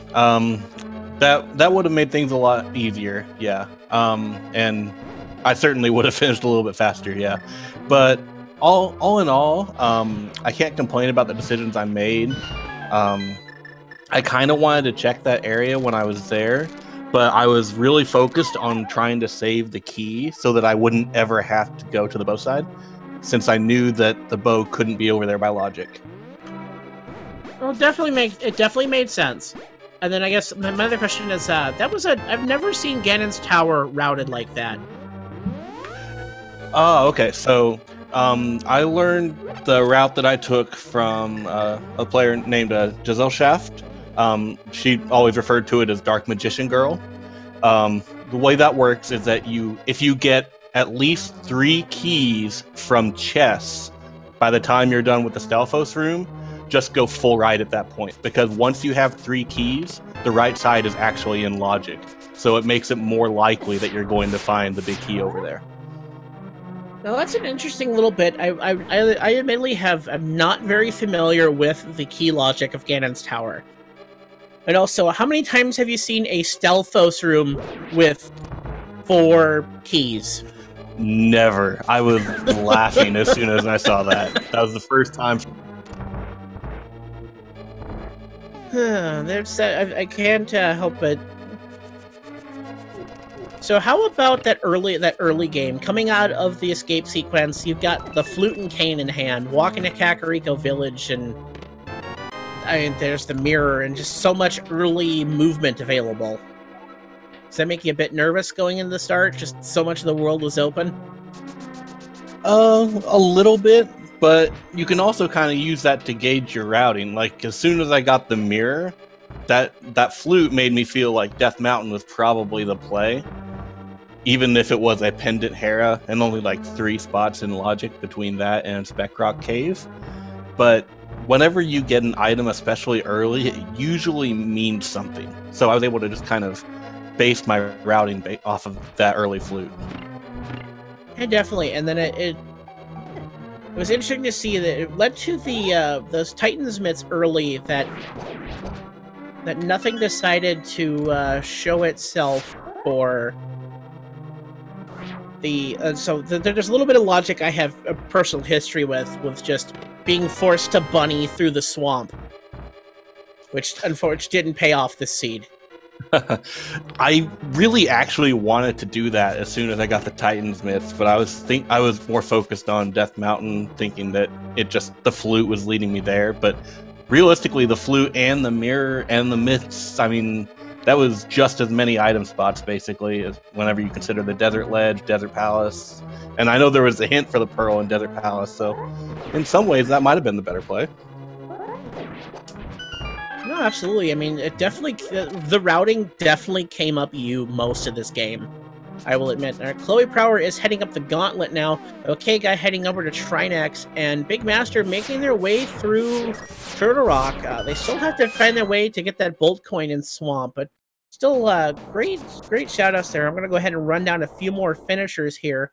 Voosh finishes in 3rd place with 1:41.51, and Files coming in 3 seconds later with a 4th place finish of 1:41.54. 3 seconds between 3rd and 4th place. Hitsuyan 1337 comes through at 5th at 1:42.35, and just 11 seconds later is Blaine at 1:42.46. So overall, a pretty tightly contested race at the end there. I mean, so much available to you just in the beginning. Set it up to anything. How did you feel, Zelga, when you saw that fire rod on Lumberjack? Honestly, I was actually kind of relieved. In some ways, I felt bad because I didn't check it early, and so that would have been where people could have immediately found it. But at the same time, I was getting really desperate for some sort of progression, and just seeing something, even if it's annoying, like having to do the Aghanim fight, that opened up Skull Woods, it opened up Ice Palace, it potentially could have given me access to Turtle Rock once I actually found a stupid hammer. So I was really happy about it, actually. Yes, and that leads me to my next question. How about that hammer location? Yeah, that was rough. I thought about going there before I did the dip to Palace of Darkness in Eastern, and in some ways I wish I would have, but I feel like the better percentage play was to do the pod Eastern. So I have mixed feelings about it. Hammer and Ice is never a good feeling, but at least it wasn't Hammer and Swamp, so I'll take it. I mean, it definitely sets itself up for just there being more overall locations to check in Pod Eastern than just going to Ice Palace. Especially when there's no guarantee that you even get to the end of it, as so much of that is locked by the hammer. As we get a little extra panic on Big Master's side, who has himself for the double speed heartbeats.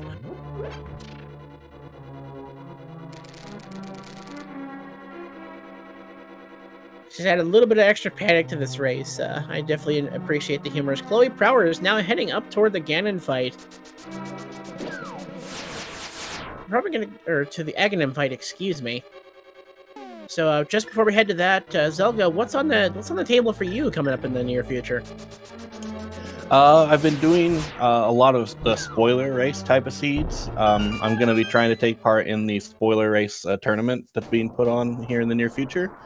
I've done 2 of the 3 required qualifiers, so I've got 1 more to do by the end of the week. I'm really enjoying that race type. I hadn't done it before until this tournament came out, and I really enjoy it. It's kind of like NMG Light, where you get to make up your own route along the way, and then just kind of go as fast as you can. So like minimal safeties, minimal everything, and you're just trying to execute, which is something I've been wanting to work on for a long time. So this gives me a good excuse to do it.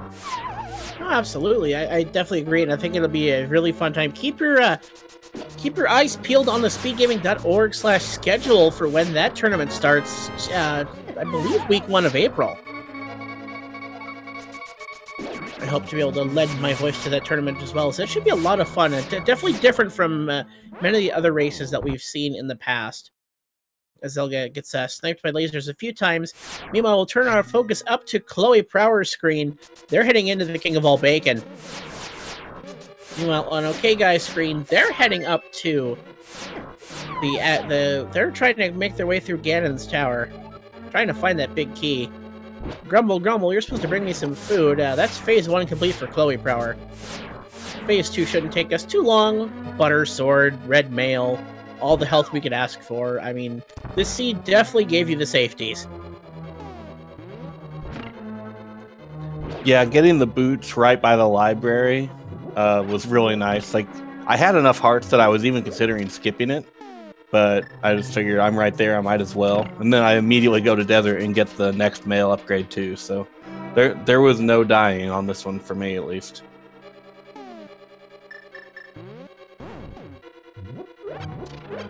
Alright, so Blaster Master heading back to the Trinex fight, or Big Master, excuse me. I've done that all night.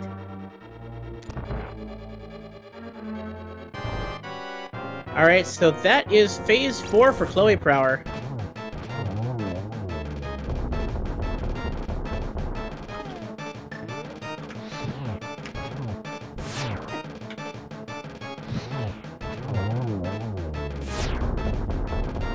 Alright, so that's the end of Ganon for Chloe Prower. Get your GGs in chat, folks. Just a 1x3 bridge separates them and victory. And that is the end for Chloe Prower, finishing in 11th place at a time of 1:48.32. Gonna go ahead and call out some of the finishers we have not heard from so far. Cito's 1:09.97 finishes in 7th with 1:45.35.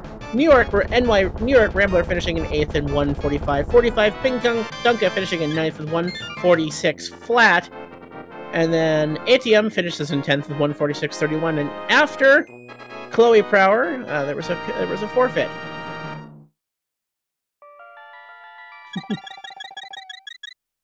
And welcome to chat, Chloe Prower. Surprised you were restreamed. Hi, how are you guys? Well, cool, thank you. Well, that explains why we pulled your audio and we could hear you. Yeah, I'm sorry about that. I must have probably said it sometime, but there was a lot of chat in the race channel. Well, GG's to you, and welcome. Welcome, thank you. That was an interesting seed, because the hints basically played the game for you. That was definitely the first thing I'm going to point out. Hints definitely coming up big here. You managed to pick up all the big hints that came up to put you in a great spot. Yeah, I was in Hammer Go mode like 4 items before I was in Go mode. It was weird. Because the Hammer was locking Ether and Ether was locking Bow, and I'm like, well, okay, Hammer is locking everything. It's just unfortunate you went the wrong direction for where that Hammer was. I did last location, the Hammer. Ice Palace was all that was left. And I mean, it doesn't seem like it doesn't seem like a good choice heading into Ice Palace sans Hammer, hoping to find it along the way. I really wanted it to be at the first chest of the swamp, but that's cruel. I mean, had it come up, it would have put you in quite a good position. Yeah.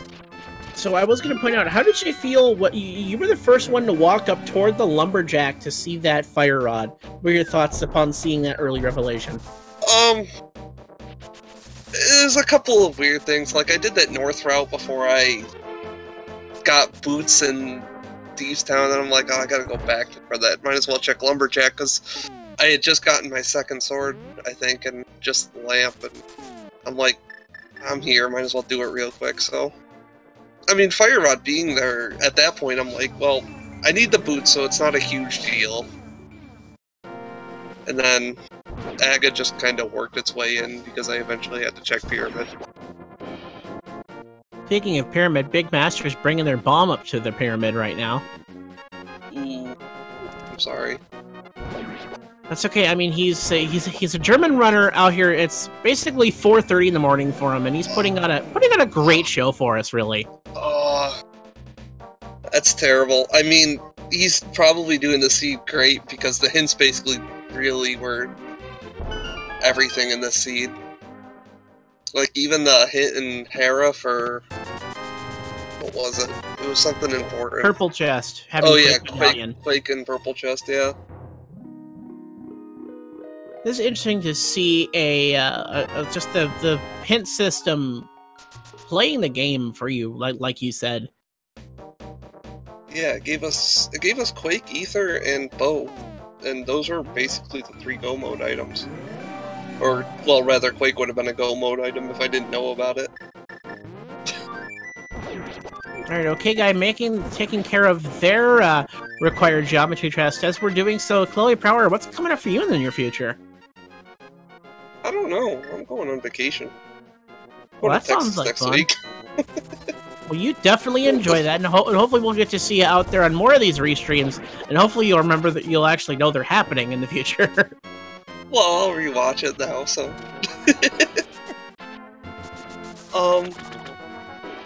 No, I'm actually waiting for the next tournament. I know there's like a couple small tournaments going on, like the spoiler one, which personally I don't really like spoiler ones, but that's just me. I might watch a few though. Well, to each their own. I mean, there are so many different ways to play this that we have created to play this great game that's nearing 30 years in age, and we're finding new ways to play it and finding new tricks to this day. Alright, okay, guy, dropping into the Ganon fight. Yeah, I should learn the spooky action and the mimic glitch for Ganon's Tower one of these days. Oh, don't worry, Chad, about making me feel old as I neared that age myself. Going through... There's a lot of good stuff coming up for these minor tournaments. The overworld glitches, the randomizer league, just a lot of fun stuff before we have another major tournament after GDQ sometime. Yeah, I'm looking forward to that. The field's going to be huge this year. I wonder what they're gonna do, really. It'll be interesting to see what happens. I mean, there's a lot of people, and it's becoming more and more popular every day, and I love to see that personally. The more people that we have in this, the better. I definitely feel that the bigger the community, the greater, the stronger it can become. As long as we all stick together and as helpful as we are. So if you are out there and don't know much about this yet, you saw something you like here, hey, head to ALTTPR.com. You can roll your own seed. There's the randomizer Discord that you just find any kind of information, as well as the link to as well as some other Discords as well. There's just so much to learn from this game. A lot of fun to be had. And OK Guy puts the final silver arrow into Ganon, a 1x3 bridge is all that separates them and the end of their race. Get your GGs in chat, folks. As he crosses this bridge, and I can report that the OK Guy finished in 14th place with a time of 1 hour, 55 minutes, and 5 seconds. Going back over some other finishes, Ravis 19 at 12th at 1 hour, 50 minutes, and 9 seconds. Obscure Lifeform at 1:52:39. After OK Guy was SAGGD in 15th with 1:55:12. GG's to all of our restreamed runners as Big Master making their way through Swamp Palace. They're about to find their Ether Medallion, and we'll have access to their bow momentarily. Edo, any comments on the seed overall?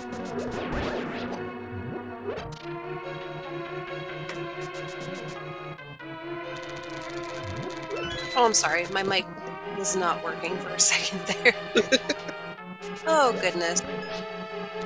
I mean, the seed was pretty free in the beginning, and we saw a lot of divergence in routing, which was really interesting. It definitely led itself to where do you want to go first, and the major crux to this seed was what bad location for the hammer do you want to check first? You want to go to a non-completable ice palace? Want to go to a non-completable swamp? How about a non-completable pod eastern combo? You know what? I found it really funny because I was in go mode. I actually got to flood the swamp palace key. I thought about doing that myself because I had kind of already committed to I wasn't going to be doing the back of swamp because I never found the bow hint, but I was still thinking, man, I don't want to go back there. So I almost flooded the key on purpose, but yeah, I just grabbed it anyway. Yeah, because I got the bow hint, I was able to flood it. I'm like, this is the most optimal swamp I've ever done. And it was first chest too, so it's like, did you find bombs in Escape? Because I did. You were the only one that didn't. I feel terrible. My Escape was like the worst. It was like 7.5. And I unfortunately got sniped by the rat there too. I was trying to use Samari on the ropers, and I got just gived by him, and then I couldn't find bombs, and I was just crying by the end of it. I think I got my bomb in the roper hallway, I think. Well, I mean, you did eventually find that bomb in the rope room after. Yeah, I found it on like Rat Prize Pack 6 or something like that, and I'm like, okay, can I actually get back? Because I've never tried this before. And apparently no. That wasn't it was definitely a tough early game there, though, with lots of time available. It could have been terrible if gloves were glove locked too, because then I would have had to go all the way through Escape again.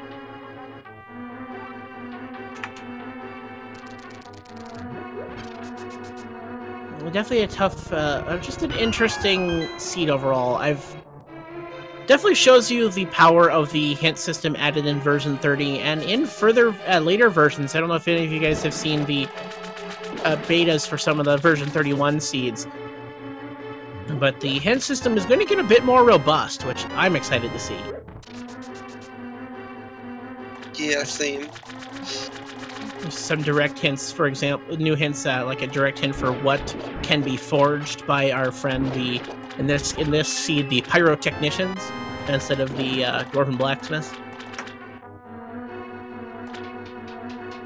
As well as some other fun stuff, and hopefully less repeat hints, which is one of those things that just kind of happens with the way this system works. It's nice to see that guaranteed boots in, which we didn't see this game, unfortunately. It's probably a shopping mall or something. Oh, that shopping mall. I actually saw that one come in pretty big in one of these races, someone just randomly going through there. There was an entrance a couple days ago. The shopping mall had both, like, Spellwoods and Swamp Palace.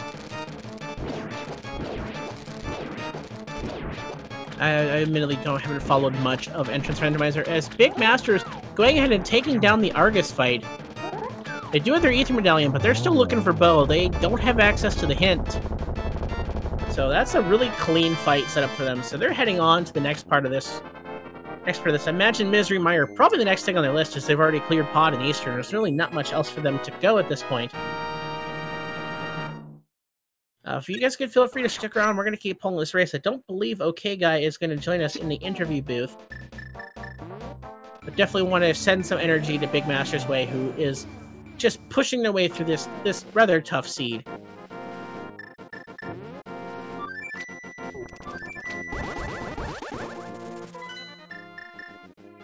And while I've got the writers in here, please go ahead and give them a follow. I'll give you guys any other comments you'd like to give at this time.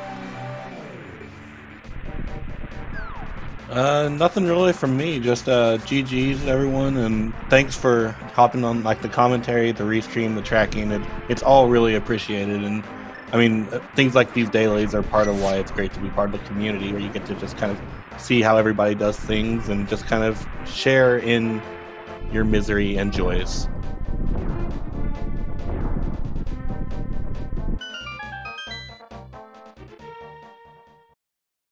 Absolutely. I mean, it doesn't take much to get yourself started in this. Just roll a few seeds, get some practice in, join the daily races, and maybe one day you'll be up here on this restream.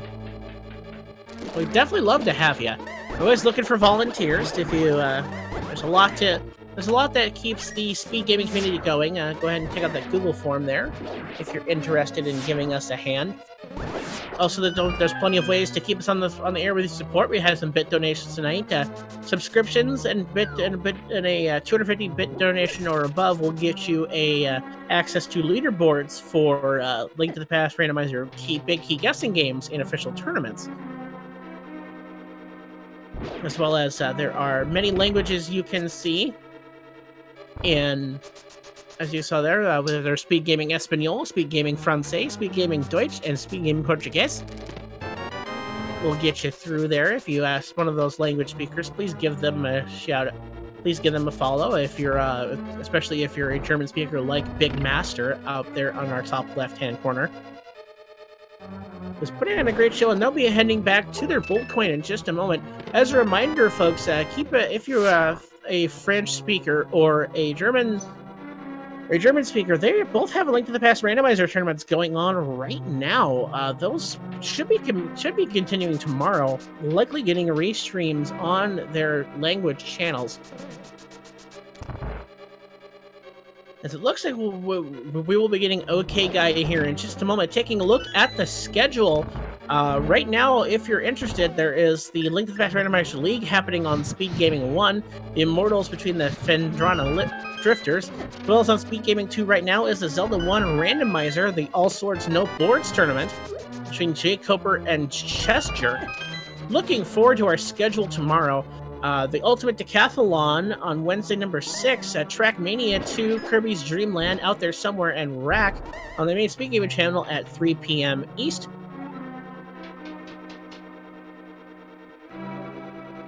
As well as on Speed Gaming 2, there is the Link to Past Randomizer League, Old Swagga Jackson, and Les French Canadiens.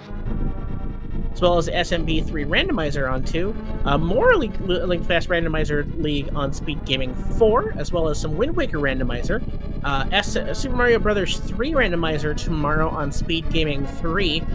Should be a lot of fun between Classic Gamer 88 and Jabum. Also on the main Speed Gaming channel will be Magic the Gathering Arena at 8 o'clock, and on Speed Gaming 5, a Link to Past Randomizer League game between Spearfinity and Team Kappa.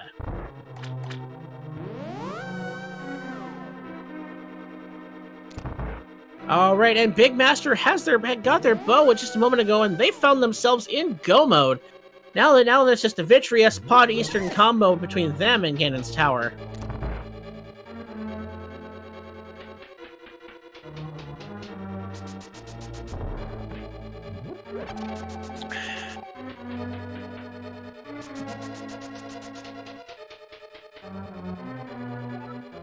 Looking forward to the rest of the week. Definitely, there's more Francophone Link to the Past Randomizer tournament on Thursday. Lots of daily races and more Link to the Past Randomizer League all the way through the week, as well as some Super Metroid. Looks like on Thursday there's a Super Metroid Prodigy tournament. Lots of that happening. That should be a lot of fun. More Super Mario Brothers 3 Randomizer tournament, and now we have been joined in the chat by the OK Guy. GG's to you. Thanks, man. I played horribly, actually, but thank you. I enjoyed myself. I definitely wouldn't say you played horribly. I mean, your execution was definitely out there. It's just this is one of those seeds where you miss a hint and you're behind. I am actually back from a long break, and I forgot all about the hints. Not to mention, I did a seed earlier today where hammer was one of the first items I got, so I kept thinking I had it when I didn't. Like, so many times I went off, like I climbed the mountain one time, got all the way to T-Rock entrance, and I was like, wait, I don't have a hammer. What am I doing? So yeah, I fumbled a little bit, but I still had a lot of fun. I'll get warmed up. But it's still, I mean, GG's to you for being willing to put yourself up on a restream after not playing for quite a while. Yeah. Definitely, go on. Oh, I was going to say, yeah, some of the muscle memory's still there. Like, I got a 0 cycle Trinex, that's cool. I'm proud of that. After being so rusty. Well, that's definitely nothing to sneeze at, as we've got Big Master here just needs to put 2 silver arrows into Vitreous, and they're up to the Pod Eastern. Nice. Well, any questions, guys? I know it was a little weird, but it was fun.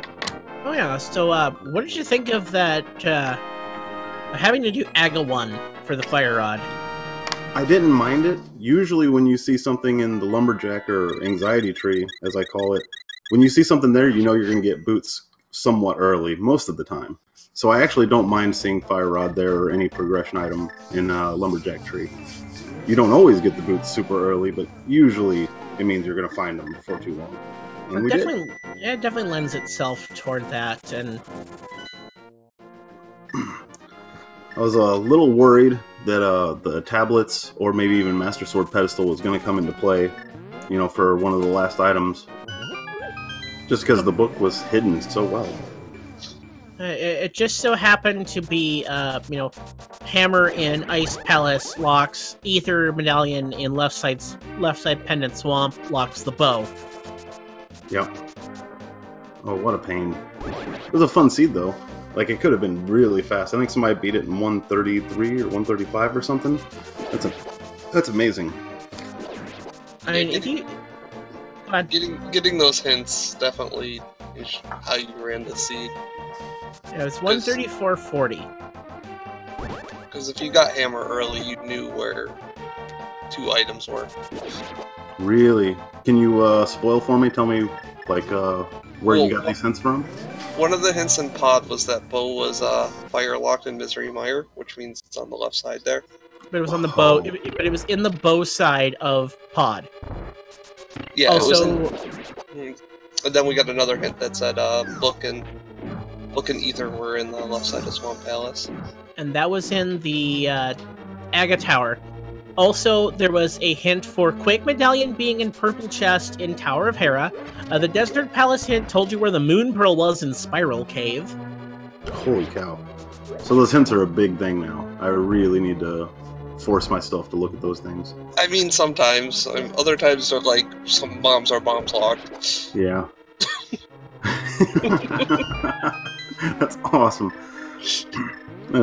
That's horrible. You'll get you'll get some that are like Poe's or the big red bomb is hiding cash in cache or stuff like that, which prevents you from having to check it. But yeah, I've seen some good ones too, though. I think my favorite hint though is there's cash in Ganon's Tower. I saw one yesterday. It was during a standard. It was the lamp is in the darkness or something like that. The lamp is in the dark. I love that. Because you get the lamp in standard during the first, during the sewer escape. Yeah, so it was filled in there, even though it's because you had the light cone. That's interesting. Yeah, it could get filled in there in standard. That's a really unique one. Yeah. I mean, somebody screenshot it. That can only happen in standard. Yeah. Yep, in the sewers, it's the only way. At one location. That's an interesting bit of logic you don't see come into play often. Yeah. I mean, the hint by the time you get it is useless too because it's standard. You've already done sewers. I almost left the bow behind in Misery Mire. I counted wrong, and I was like, did I get a couple items? I don't think I did. And I went back inside and looked at my menu. Nope, I need to go check that Firelock one. If you go moded Mire, you would have lost that bow. It was stuffed back there in the cutscene chest.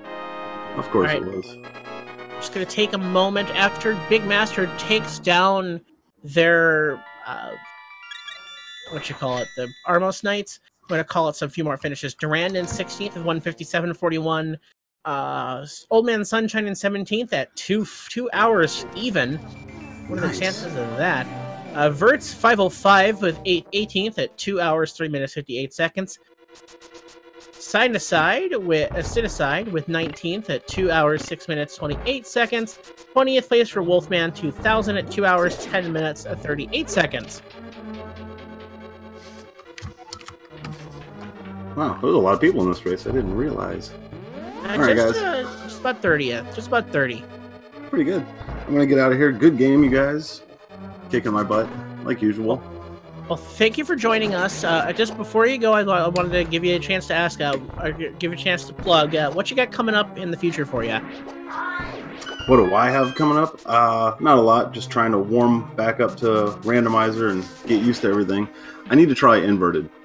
Hopefully there'll be a daily or a nightly that's Inverted coming up soon, and I'll force myself into it. I've heard it's pretty amazing. I would suggest a few practice seeds to get familiar with the logic, because it can be rude. It's not for the faint of heart. Oh, for sure. I like the high combat. I'm an Randomizer runner, so I'm not too scared. But the logic, for sure. Once or twice. Yeah, the logic is something I'll definitely have to learn, but I never play with the logic anyway. I just go run around randomly. Alright, so I'd like to give a big thank you to Zelga Desan, Chloe Prower, and the OK Guy for joining us in the interview booth. They're going to make their way out. GG's, and thank you so much as we turn our focus to Big Master, who just needs to take care of the Helmosaur King.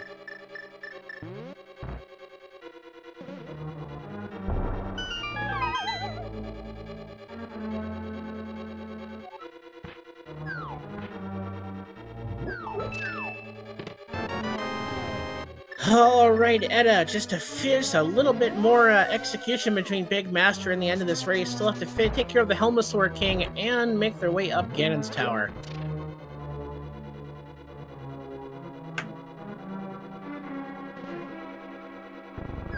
I do have to say, props to Big Master for sticking it out and continuing the show. More Randomizer for the rest of us to watch. I mean, keep pressing on. Note that he's Bavarian, and it's nearing 4 o'clock in the morning for him right now, and he's still out there doing this race for our entertainment.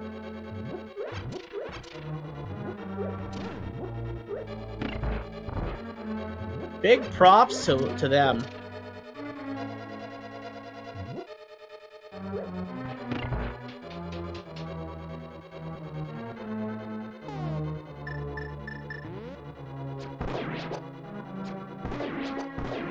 Alright, that's a few silver arrows and a few Garaya for Big Master.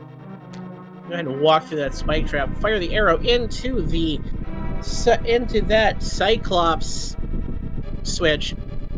They're heading on to hammer out their differences with the Helmosaur King. Get your energy, give Big Master your energy, still pushing through and fighting his way through this seed.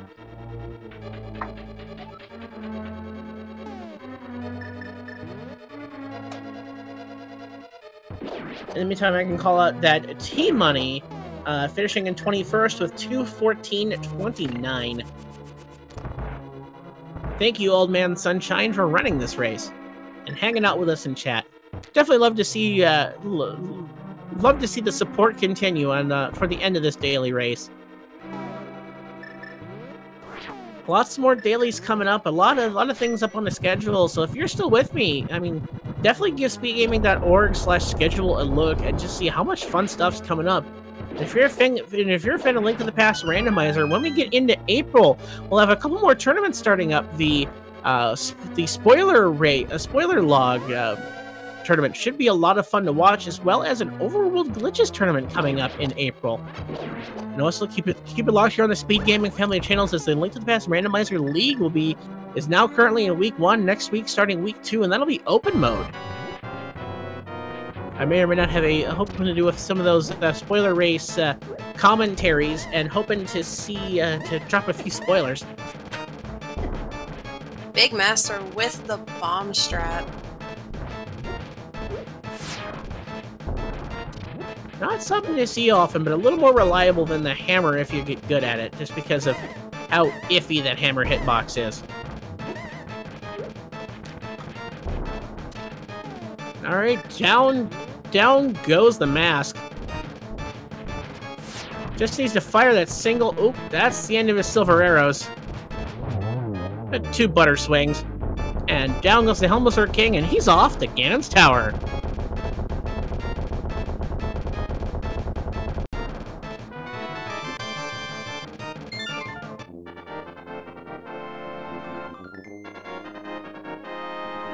Welcome, Wolfman, for hanging out with us tonight. Alright, Big Master making their way up to Ganon's Tower now. I'll have to pick up a few arrows along the way. I want to take care of those Garaya.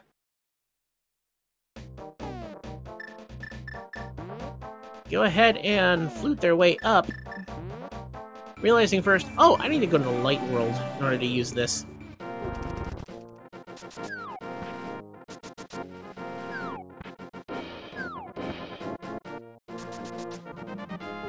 Looks like he's going toward our pal Sahasrara. Trying to maybe hoping for a few arrows from the green pendant. What was that?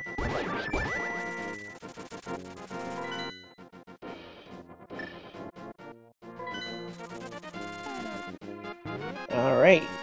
Heading over, and they're gonna go pick up. Looks like they're gonna pick up some safeties before heading again in tower. Plenty of money and a few extra bottles. Oops, their bottles are full. I'm gonna get rid of that golden bee.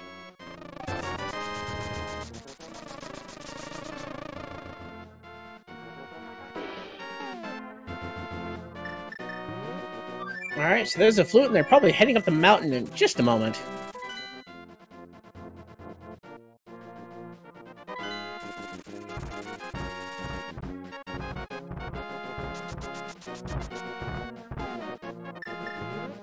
Alright, so just a tower climb, or just a mountain climb between Big Master and his date with Ganon.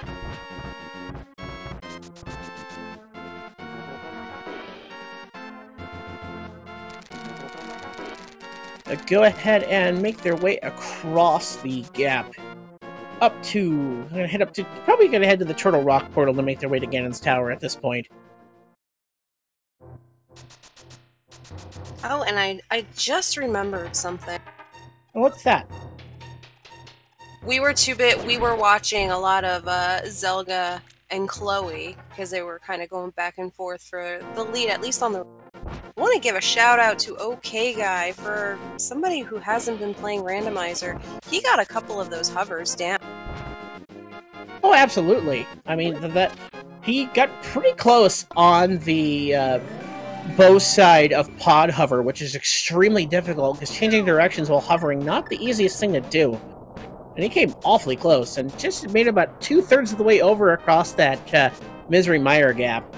I mean, for someone who has not played in a while to be nailing hovers is quite impressive.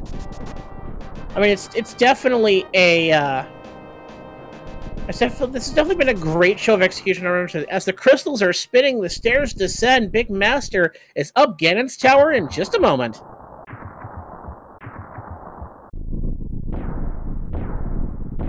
Now, it's been so long. Where was that big key hiding again? It was Bob's chest. Ah, yes. Good old Bob. So, I only hope that he decides to go full left. And I think he's going to try to pull this just to hope for some arrows. Unfortunately, we know that this is, because of the hints that he doesn't have access to, this is just cash.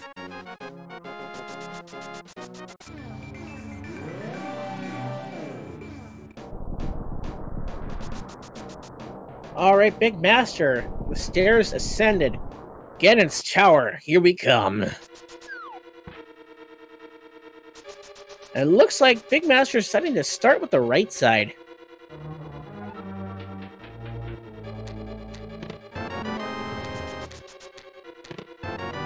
First two checks being compass. No key for him. Because he's heading to the right.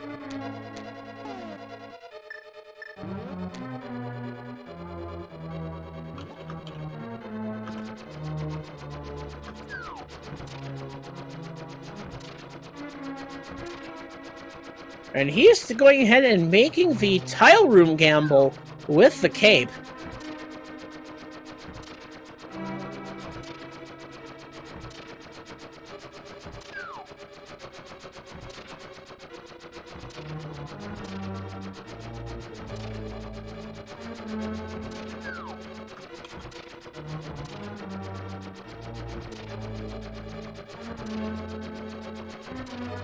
What does Tile Room have for us tonight? Gotta love that 8-bit Luigi sprite. Just 20 bucks, sadly.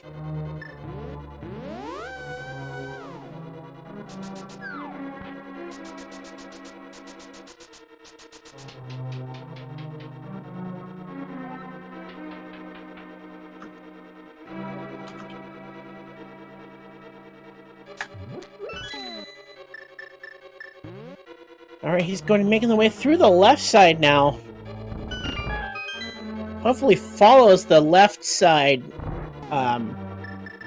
to completion, even though he's going to find 4 small keys here in the Stalfos room.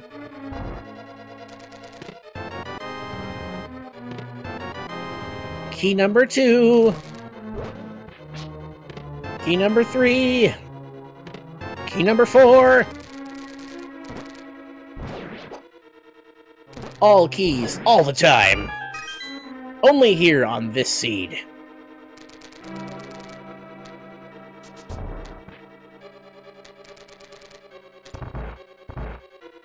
Alright, and Big Master's making their way through the next chest, getting one of the arrows they need. Unfortunately, not going to be enough on just that. But unfortunately, Randomizer Room not guaranteed to give them what they need. Alright, into the next puzzle room for Big Master there. I'm going to set up his Samaria block. Picking up their hookshot to make their way across and get their key. Not quite setting up the iframes correctly. Getting bullied around a bit by that, but he's off to the next room.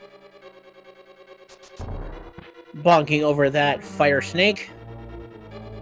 Push the block across and hookshot over. Or deciding to bomb jump it for a second. Interesting decision, but having a little bit of fun for us there as they walk through fire. I think he's just putting on a show at this point, which I appreciate.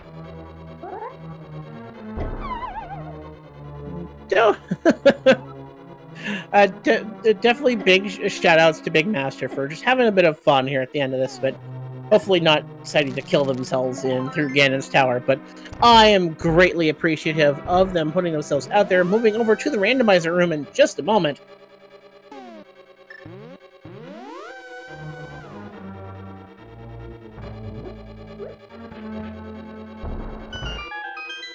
Alright, making their way into the randomizer room. Not going to find their big key in here, but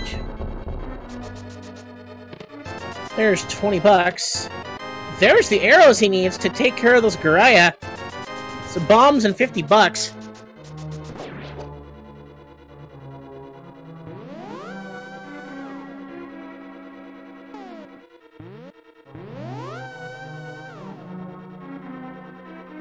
Alright, making their way through the teleporter puzzle.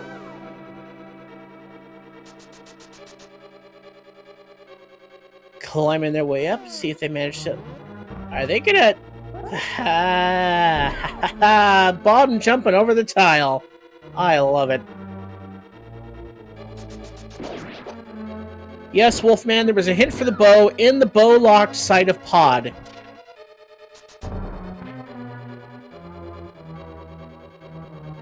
Alright, all hail Bob and all hail Bob's chest. Don't... Oh no! Oh no. Oh no! He just locked himself out of Bob's chest. Oh no.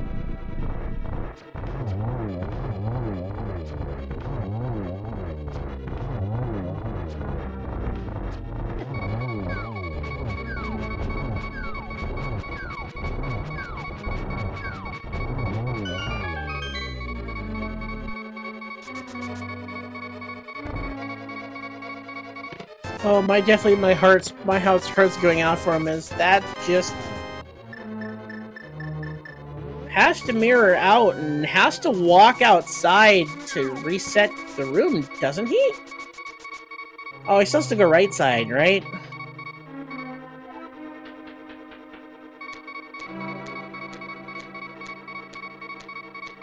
Boots and cats, that's interesting. Alright, making their way through the right side now.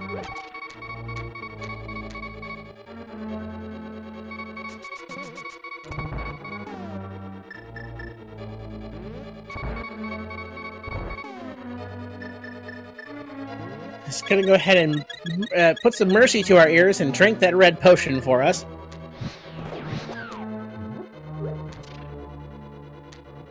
Needs to go back up and light that first torch. There we go. Dash across torch number 2.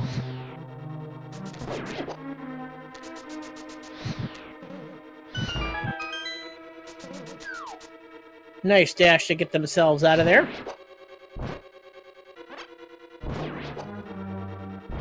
Has to be careful with their magic pool there. Take care of that Stealthos, and just gonna go ahead and go for the bomb strats.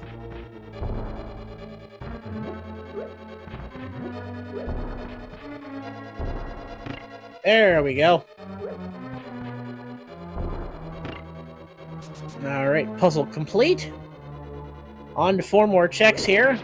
Not gonna find what he's looking for, sadly, as Bob was being a jerk and held out on him. But definitely shoutouts to Big Master for pushing through. There's the magic powder, and the mirror shield. I mean, that's a full tracker.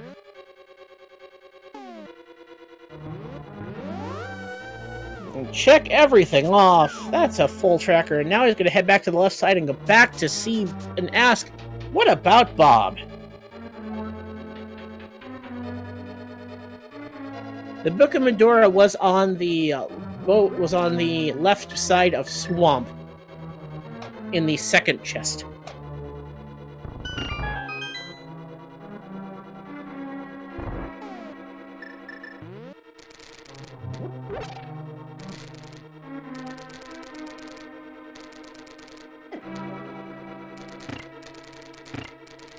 You got to move just like 1 more pixel to the left.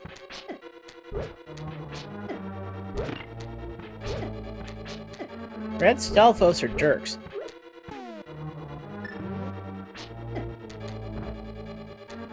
Have a bomb. Death to that Stealthos.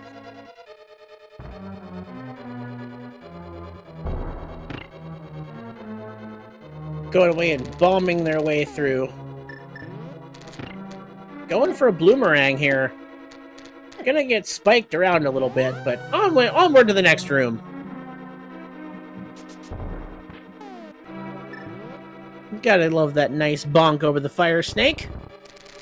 Hookshot across, down into the next room. Now some teleporter puzzles, and then we're almost on the way back to Bob.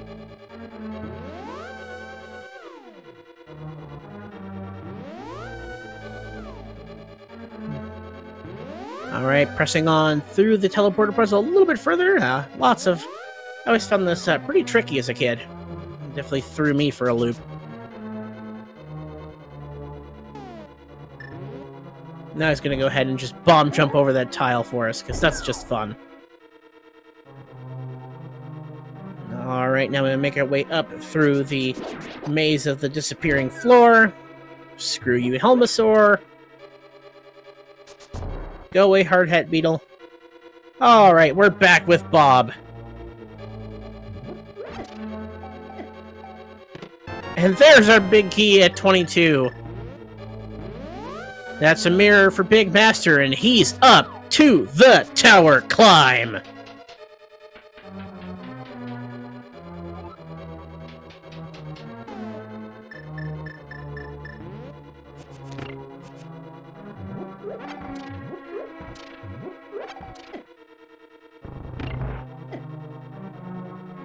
Taking a spike hit. Now to take care of the Gorilla. 25 arrows in time.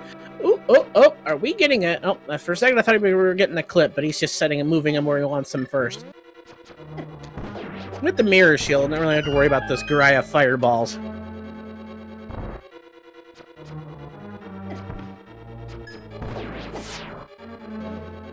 BMO statues are bullies. That's room number 2 down in the gauntlet. Picking up a few more arrows before he heads up further toward more of the gauntlet. Into our Spike and Igor room here. I don't know if any of you following have saw any of that recent ROM hack being played by many of the runners with everything being replaced by mini mold arms moving at double speed while it being one-hit KO. And with the side effect of that being that spikes are invisible. Looks like Big Master is going to go ahead and check out their refill room here. Lots of hearts available, plus that full magic decanter. Hookshot in hand, they're up to the next room where we're going to get to play with some Wizrobes. Well, first we have to play through these rooms, I apologize.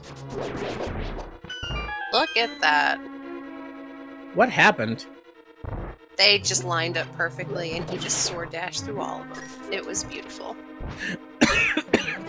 I looked away at chat for just a second, and I missed an absolute thing of beauty. I'm gonna go cry now.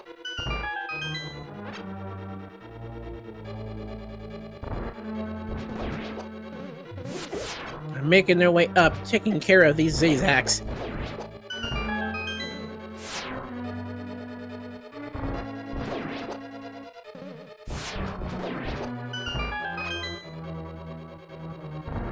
Making their way up. Just a few more rooms of this climb to complete. Almost to land mode 2 here. Just have to get rid of these godforsaken ice blocks. Dashing on through, and we're up to land mode 2. Missed the first silver shot. Just not wanting to cooperate for him this time around. Between the rocks firing and those Hydra statues, just non-cooperation all around. But now it's time to pull out that butter sword.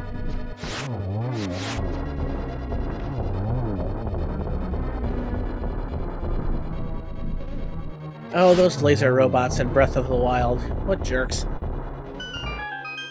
Alright, let's land mode 2 down, and Big Master's heading further up the tower.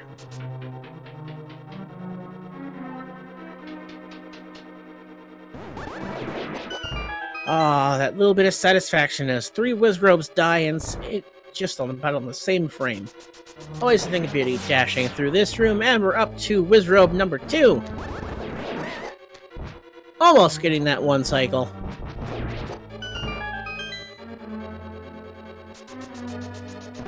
He did not pull pedestal, because by the time he finished his pendants, he just decided to go to Misery Mire.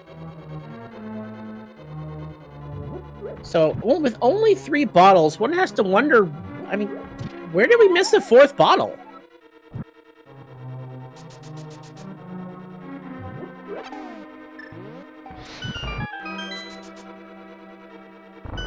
I mean, I'm trying to... We found all 4, but maybe our runners only found 3. Mimic Cave. No, did we check Mimic Cave? Chloe did.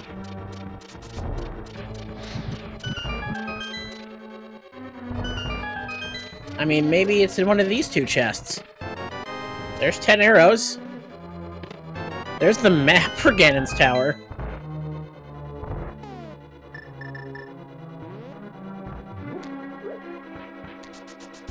I think we did see locations for all 4 of them, just not... Just our restreamers didn't get... That very well could be. And Big Master just going ahead and... I'm going to clear up all these chests. That's 1 Moldorm Dash. Oop, not quite a Moldorm Dash there. There's 2. Down goes Moldorm. As he runs all over and disrespects his arena. What is this spear? Just... Hookshot across. There's validation. There's another piece of heart. And he's on to his fight with geometry. Number 2.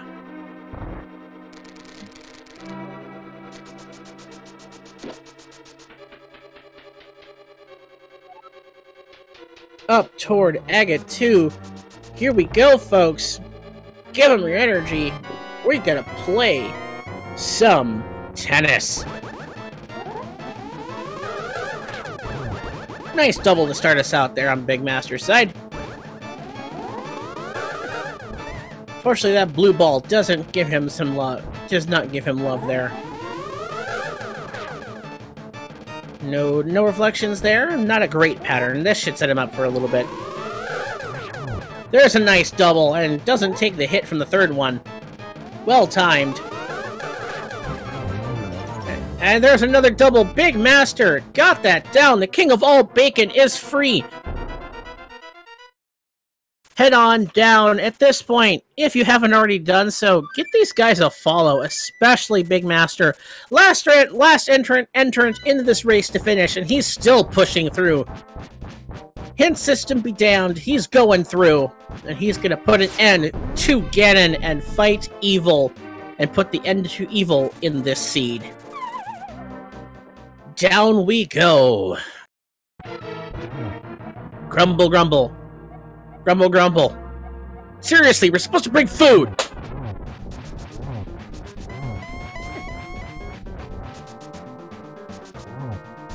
Setting nice up for... to Z1 there. Yep, going ahead and just taking some dashes into the Ganon just to show his displeasure. Has to be careful though. Pulls out his cape so as not to get completely gibbed by them. Alright, here we are into phase 3 now. Now if he just holds still and accept his fate. Ganon, stop! Stop.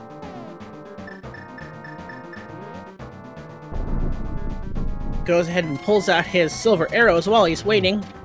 That's strike number 3.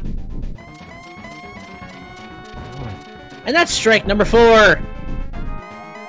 Did you find the arrows in the dark world? You bet, Ganon. Here you go. Have one. Did he get 2? I thought I heard two noises. I thought I saw one get deflected, but... It was odd. It's like it was deflected, but I still heard the hit noise. Yeah, it didn't get 2. That's the wrong rod.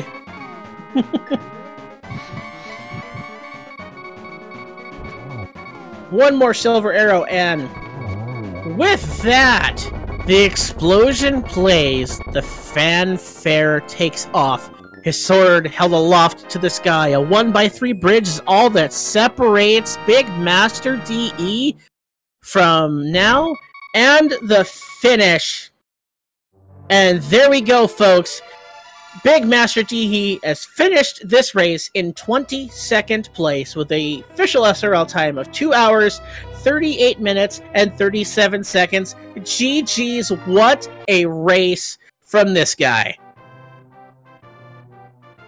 GG's, and props to sticking it out. I mean, it's just a tough run. I mean, it's just... He did a really great job considering his situation. A German runner from Bavaria. It's what, 4:30 in the morning right now for him, and he's pushing through and just put on one heck of a fight. I'm so glad I was able to bring this race to you guys. He even gave us some swag strats. Definitely a lot of fun for all of us. I'd like to give a big thank you to our trackers, Phantom Black Ice and Revolving Ocelot. Always a shout out to the volunteers that keep this running. Math Girl for putting this on for us. Please, I implore you, give these guys a follow. I'm gonna go ahead and follow the link for Big Master right now and take care of that.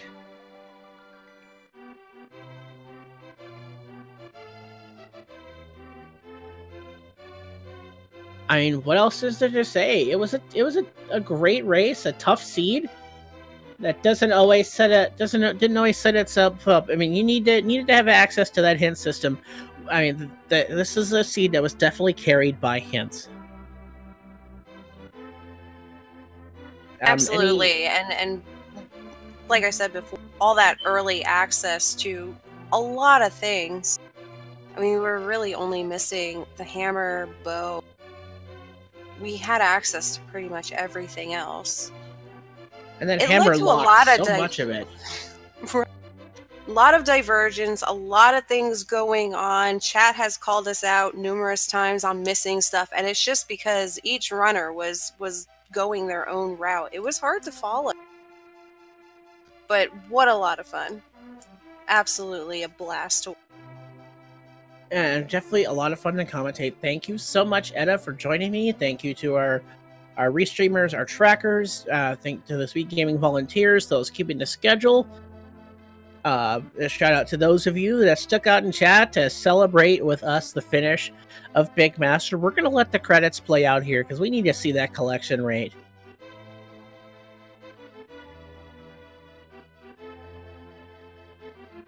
It was a great race and a tough seed that if you it's just that miss a hint and you're behind. It's just the way that this one played out. Something you don't see very often was just how much the hint system really held in.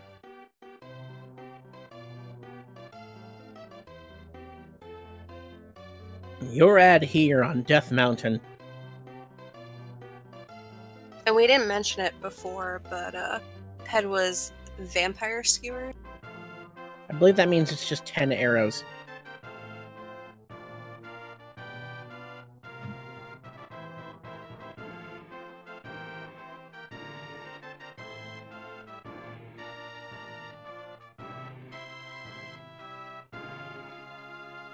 The vampire skewers sleep again. Forever. Dun dun dun. Now just let some credits play out. I'm curious to see the collection rate as we get toward the end of our broadcast here. If you're still up with us and want to kind of still see a little bit more action, right now on Speed Gaming 2, there's still some Zelda 1 randomizer, all boards, no swords going on. I imagine the Link to the Past Randomizer League match should be just about finished up on the main channel. Lots of stuff going on tomorrow. Lots of Link to the Past Randomizer still coming at you. We got some daily races as well as the League. Next month, a few more tournaments starting up. Just a lot of fun stuff out there. If you haven't already done so, I mean, go out and roll your own seed. Let's have some fun. I mean, speedrunning and speed gaming in general is just it's a very inclusive community. Find some seeds, get on Discord, make some new friends, have some fun. That's really what it's about, is having fun and getting together with those that also enjoy the game as much as you do. And if Link to the Past isn't your thing, well, there's randomizers for just about everything. I mean, the Super Mario RPG randomizer is starting to pick up steam as the open world boss shuffle and chest reward shuffle is gaining speed. Super Mario Bros. 3 making a resurgence as a randomizer. All the other Zeldas are just about getting randomized. I've seen them for Link's Awakening, for the Oracle games. Of course, Ocarina of Time has its randomizer, so does Majora's Mask. I've even heard whispers of a randomizer created for Breath of the Wild. I'm not sure why, but it's a thing. I'm partial to the Z1 randomizer myself. Yes, it is a lot of fun to see if you learn to see there and there. And yes, answering chat, there was a co-op mod created for Ocarina of Time. Be curious to see how that plays, as well as the multi-world. And there's so many different ways to play Zelda now.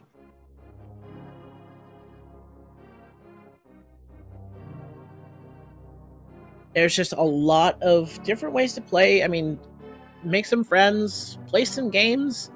Maybe you'll end up on a restream like our friend Big Master here. Maybe you'll end up on the hovering against Andy one day at GDQ. I mean, there's so much to see. All you just need to get started and have fun. That's really what it's about at the end of the day. It doesn't matter if you are, you don't even have to speak English to get involved.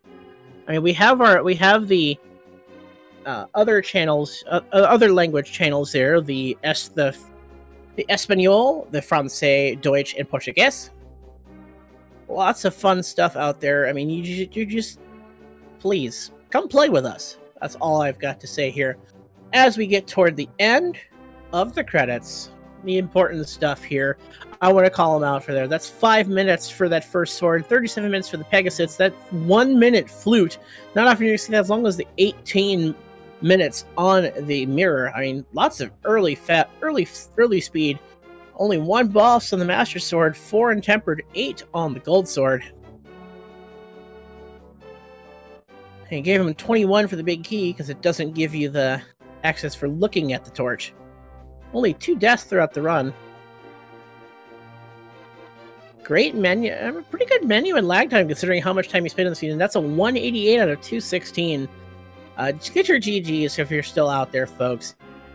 I'm glad to be able to bring this to you. And as we get to the end of the credits, we can finally say we are going to end this broadcast and send you off into the night.